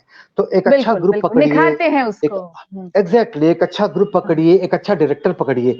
आजकल एक चीज और मैं कहना चाहूंगा, कई युवा पीढ़ी के कलाकार हैं जिन्होंने आते ही नाटकों का निर्देशन शुरू कर दिया, एक प्ले में 2 प्ले में काम किया, डायरेक्टर बन गए। मैं यहाँ बता दूं कि मैंने थिएटर में काम करने के 25 साल बाद मैंने डायरेक्शन में हाथ लगाया था। 25 साल तक मैंने खुद को तैयार किया, तब मैंने मतलब हिम्मत की पहले कि अब अपने मैं को तैयार कीजिए, फिर निर्देशन की एग्जैक्टली दिशा में हाँ। जाइए। लेकिन आजकल क्या है कि लोग आते हैं 1-2 नाटकों में काम किया और डायरेक्टर बन जाते हैं। तो उनको मैं सलाह दूंगा कि प्लीज भैया थोड़ा सीख लो, सब्र करो, अपने को एज एन फिर एक्टर सिखाओ, तैयार करो, उसके बाद फिर सिखाओ। हाँ सिखा एग्जैक्टली, क्योंकि डायरेक्टर तो सिखाता है ना, तो जी सीख तो जी लो जी पहले बढ़िया से फिर सिखाओ। जी जी जी, बिल्कुल बिल्कुल सही अशोक जी। वैसे आपके साथ बातचीत का सिलसिला अगर ऑफ कोर्स 5 दशकों की लंबी यात्रा है, तो एक दिन और या कुछ घंटे बहुत ही कम है, सच में बहुत ही कम है। हमें एक और दिन निकालना पड़ेगा। अशोक जी, वक्त हो गया है। जी जी, नहीं वो हम सभी एंजॉय कर रहे हैं, लेकिन अ, बहुत ही समृद्ध शो है ये, मेरे दर्शक भी मतलब ये जरूर मानेंगे। अशोक जी, एक है कि एक सवाल मैं इस पे दे रही हूँ स्क्रीन पर कि जहाँ एंटरटेनमेंट इंडस्ट्री बड़े पैमाने पर निखरी है, इसमें ऐसे में थिएटर की क्या भूमिका है? देखिए, थिएटर का भी जो मुख्य मकसद है, ठीक है कि थिएटर समाज को बदलने के लिए, शिक्षा देने के लिए, कुछ सिखाने के लिए, कुछ मैसेज देने के लिए, लेकिन फिर भी दर्शक तभी आएगा जब हम उसको कुछ एंटरटेन करें। इन जी। सारी चीजों के साथ साथ कुछ एंटरटेनमेंट भी दर्शक के लिए होना जरूरी है, तभी दर्शक हमारे पास आएगा, हमसे जुड़ेगा। क्योंकि नाटक करने में बहुत खर्च होता है, एक अच्छा सा प्रोडक्शन करने में बहुत पैसे लग जाते हैं आज के जमाने में, बहुत सारे। जी। ठीक है, कलाकार हिंदी के अभी तक पैसा उनको नहीं मिलता है, लेकिन जो टेक्नीशियंस हैं, स्टेज का खर्चा है, स्टेज रिहर्सल्स के खर्चे हैं, रिहर्सल्स के खर्चे हैं, तो अच्छा खासा फंड चाहिए होता है थिएटर करने के लिए। तो ये निकलेगा कैसे?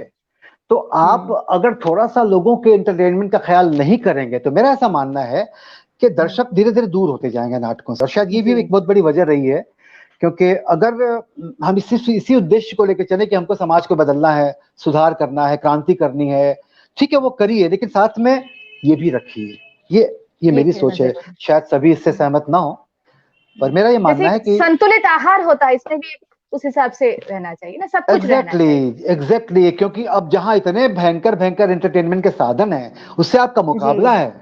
उन जी दर्शकों को अपने घर से खींचना है आपको कि भैया नेटफ्लिक्स का स्विच ऑफ करो, प्राइम का स्विच ऑफ करो, अपनी गाड़ी चलाओ, उबर बुक करो, ओला बुक करो और थिएटर हॉल में पहुंचो, टिकट कटाओ, नाटक देखो। तो इसके लिए आपको कुछ तो करना पड़ेगा ना, कुछ तो कि आप ये वहां से अगला लोगों का ध्यान हटा के अपनी ओर खींच सके। बिल्कुल बिल्कुल। ये जो जी सवाल अभी हम, ये आखिरी सवाल हम लेंगे दर्शकों से, ये बहुत ही डायरेक्ट सवाल, अभी अभी जो आपने कहा उसके साथ बहुत ही जुड़ा हुआ है, कि आपको क्या लगता है कि अगले 10 साल में थिएटर का क्या हाल होगा?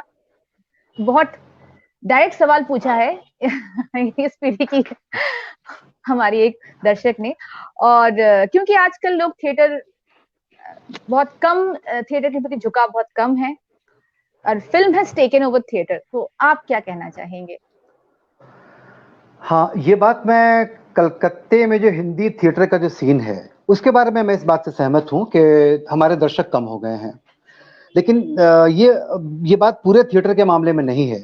आप दिल्ली की बात करें, आप बम्बई की बात करें, वहाँ के मराठी थिएटर की बात करें, या कलकत्ते में ही आप बंगला थिएटर की बात करें, तो यहाँ पर थिएटर के बारे में सोचना नहीं है मेरे ख्याल से। थिएटर का बिल्कुल। भविष्य सुरक्षित है, क्योंकि यहाँ पर अच्छे दर्शक हैं। बांग्ला थिएटर के पास अच्छे दर्शक हैं, लोग हैं जिनको अच्छे नाटक दर्शक देखने का शौक है, पैशन है, पागलपन है नाटक देखने के लिए। ऐसे ऐसे नाटक हुए हैं कि मतलब जैसे नांदीकार थिएटर के जो होते हैं फेस्टिवल्स, उसमें कई कई दिन पहले से एडवांस बुकिंग हो जाती है नाटकों की। तो दर्शकों की कमी यहाँ के बांग्ला थिएटर को नहीं है। हाँ, हिंदी थिएटर को जरूर इस बारे में सोचना है कि हमारा भविष्य कैसे संभले, कैसे सुधरे। केवल सरकारी अनुदान से नाटक कर पाना और दर्शकों के बारे में बहुत ज्यादा न सोचना, पता नहीं कैसे कहाँ क्या होने वाला, मुझे नहीं पता। इसके बारे में जरूर सोचने की जरूरत है, कलकत्ते में खासतौर से हिंदी नाटक वालों को। नाटक के बारे में। बिल्कुल, जी बहुत जी अच्छा। जी। तो मैं दर्शकों को बहुत बहुत धन्यवाद देना चाहूंगी, इतने अच्छे सवाल आप लोगों ने भेजे हैं, इससे हमारा शो भी बहुत समृद्ध हुआ है। तो दर्शकों से ये सवाल जवाब का सिलसिला भी खत्म होता है। Over to mister Ganguly.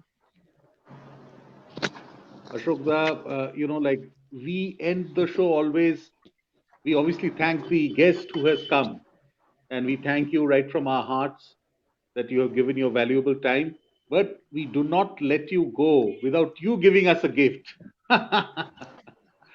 So the gift has to come from the guest also, which is maybe Return a gift. small return gift, small jhalak of your performance, small, maybe a 1 minute jhalak, which you can show us, which you can share us with us. Okay और दर्शकों ने okay भी okay. दर्शकों ने भी इसका आग्रह किया है आपसे कि कुछ अदाकारी, कुछ अदायगी हमें भी देखने को मिले। बिल्कुल। Okay okay okay okay. एक प्ले था मेरा जो मैंने डायरेक्ट किया था, उसमें काम भी किया था स्पंदन के बैनर पे, एक रुका हुआ फैसला। ये बहुत फेमस प्ले है, 12 एंग्री मैन। उसको रंजीत कपूर साहब ने हिंदी में अडेप्ट किया था। दिल्ली में उसको बहुत बड़े बड़े कलाकारों को लेकर उसका परफॉर्मेंस करवाया था उन्होंने, रंजीत साहब ने। और कलकत्ते में मैंने भी करने की हिम्मत की थी इस प्ले को, उसमें एक रोल किया था मैंने। बहुत खूबसूरत प्ले है। उसका एक सीन जो लास्ट का क्लाइमेक्स का सीन है, वो मैं अब इसके बारे में मैं ज्यादा भूमिका नहीं दूंगा क्योंकि वक्त ज्यादा नहीं है, मैं सिर्फ उसको परफॉर्म कर रहा हूँ बस, उसके बारे में कुछ बता नहीं रहा हूँ ज्यादा भूमिका, बस सीधे उस सीन पे आ जाता हूँ।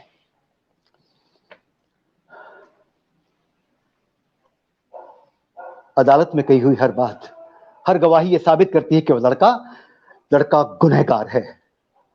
आप सब बहुत ही तुच्छ किस्म के इंसान हैं, लिजी और कमजोर, चिड़िया की तरफ फुद्दी जैसा दिल है आपका, फिद्दे जैसा दिल है आप लोगों का, कुछ नहीं आता आप लोगों को। देखिए, मुझे डराने की कोशिश मत करिए आप लोग, मुझे अपनी बात कहने और अपने बात पर कायम रहने का पूरा हक है। मैं यही बैठा रहूंगा जिंदगी भर इस कमरे में, इस छत के नीचे, इस सड़ी हुई कुर्सी पर, देखता हूं कोई मेरा क्या बिगाड़ लेता है। उस बूढ़े आदमी की बात क्यों नहीं मानते आप लोग? उसने देखा था उस लड़के को भागते हुए, और वो चाकू, बस इनको एक वैसा और चाकू मिल गया तो उस चाकू की बात खत्म हो गई। और वो औरत चश्मा पहनती थी, यानी इससे क्या फर्क पड़ता है? इससे कुछ बदल नहीं जाता। आप लोग देखने रहे, यहाँ सारी बातों का मतलब बदल दिया गया है। हाँ, अरे उस बूढ़े आदमी ने देखा था उस लड़के को भागते हुए, अब इसमें कितने सेकंड लगे, इससे क्या फर्क पड़ता है? उस लड़के ने चीख कर कहा था, मैं मार डालूंगा तुझे। और किससे कही थी उसने ये बात? बताइए किससे? अपने बाप से, जिसने उसे पैदा किया, पाला पोसा और भी न जाने क्या क्या किया होगा उसने अपने बेटे के लिए। और बदले में क्या मिला उसे? चाकू 4 इंच गहरा यहां सीने में घोंस दिया, उसके खत्म कर दिया उसे हमेशा के लिए, ताकि उसकी डांट नहीं सुननी पड़े। कोई बताने वाला ना हो कि ये अच्छा है करो, ये बुरा है मत करो। पाप क्या है? कुछ नहीं। मैं क्या हूं? कुछ नहीं। मेरा बेटा, उसने मुझे 2 बार जोर से थप्पड़ मारा यहां और भाग गया घर छोड़ के। उसके गम में उसकी मां मर गई, पर वो उसे देखने भी नहीं आया। मैं अकेला बैठा रहता हूं अपने कमरे में, दीवारों को घूरता रहता हूं, इस सूने कमरे में घूमता रहता हूं भूत की तरह, प्रेत की तरह। ये सूनापन उस चाकू से भी बदतर है। कब तक मरूंगा मैं अपने बेटे की खातिर? कब तक मरना पड़ेगा मुझे अपने बेटे के लिए? मेरा बेटा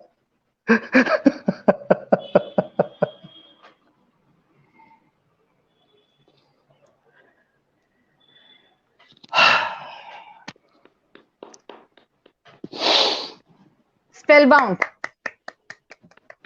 दर्शकों की तालियों की गड़गड़ाहट आप नहीं सुन पा रहे हैं, लेकिन मेरे ख्याल से वो लोग भी तालियां बजा रहे होंगे।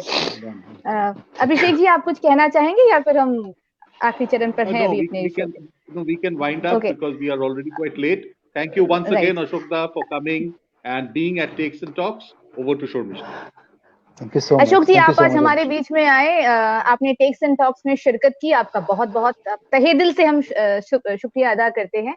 और हम उम्मीद करते हैं कि आप इसी तरह थिएटर, छोटे और बड़े पर्दों में छाए रहें, पर्दों पर छाए रहें, और आपकी सृजनशीलता आपको दर्शकों के दिल के और करीब ले जाए।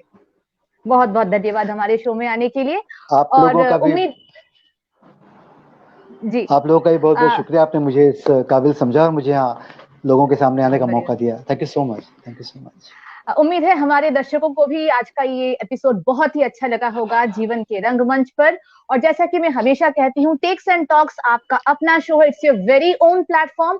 सो if you have any such inspiring story to share, please do not forget to contact us. For details please watch this video. Thank you all. Thank you.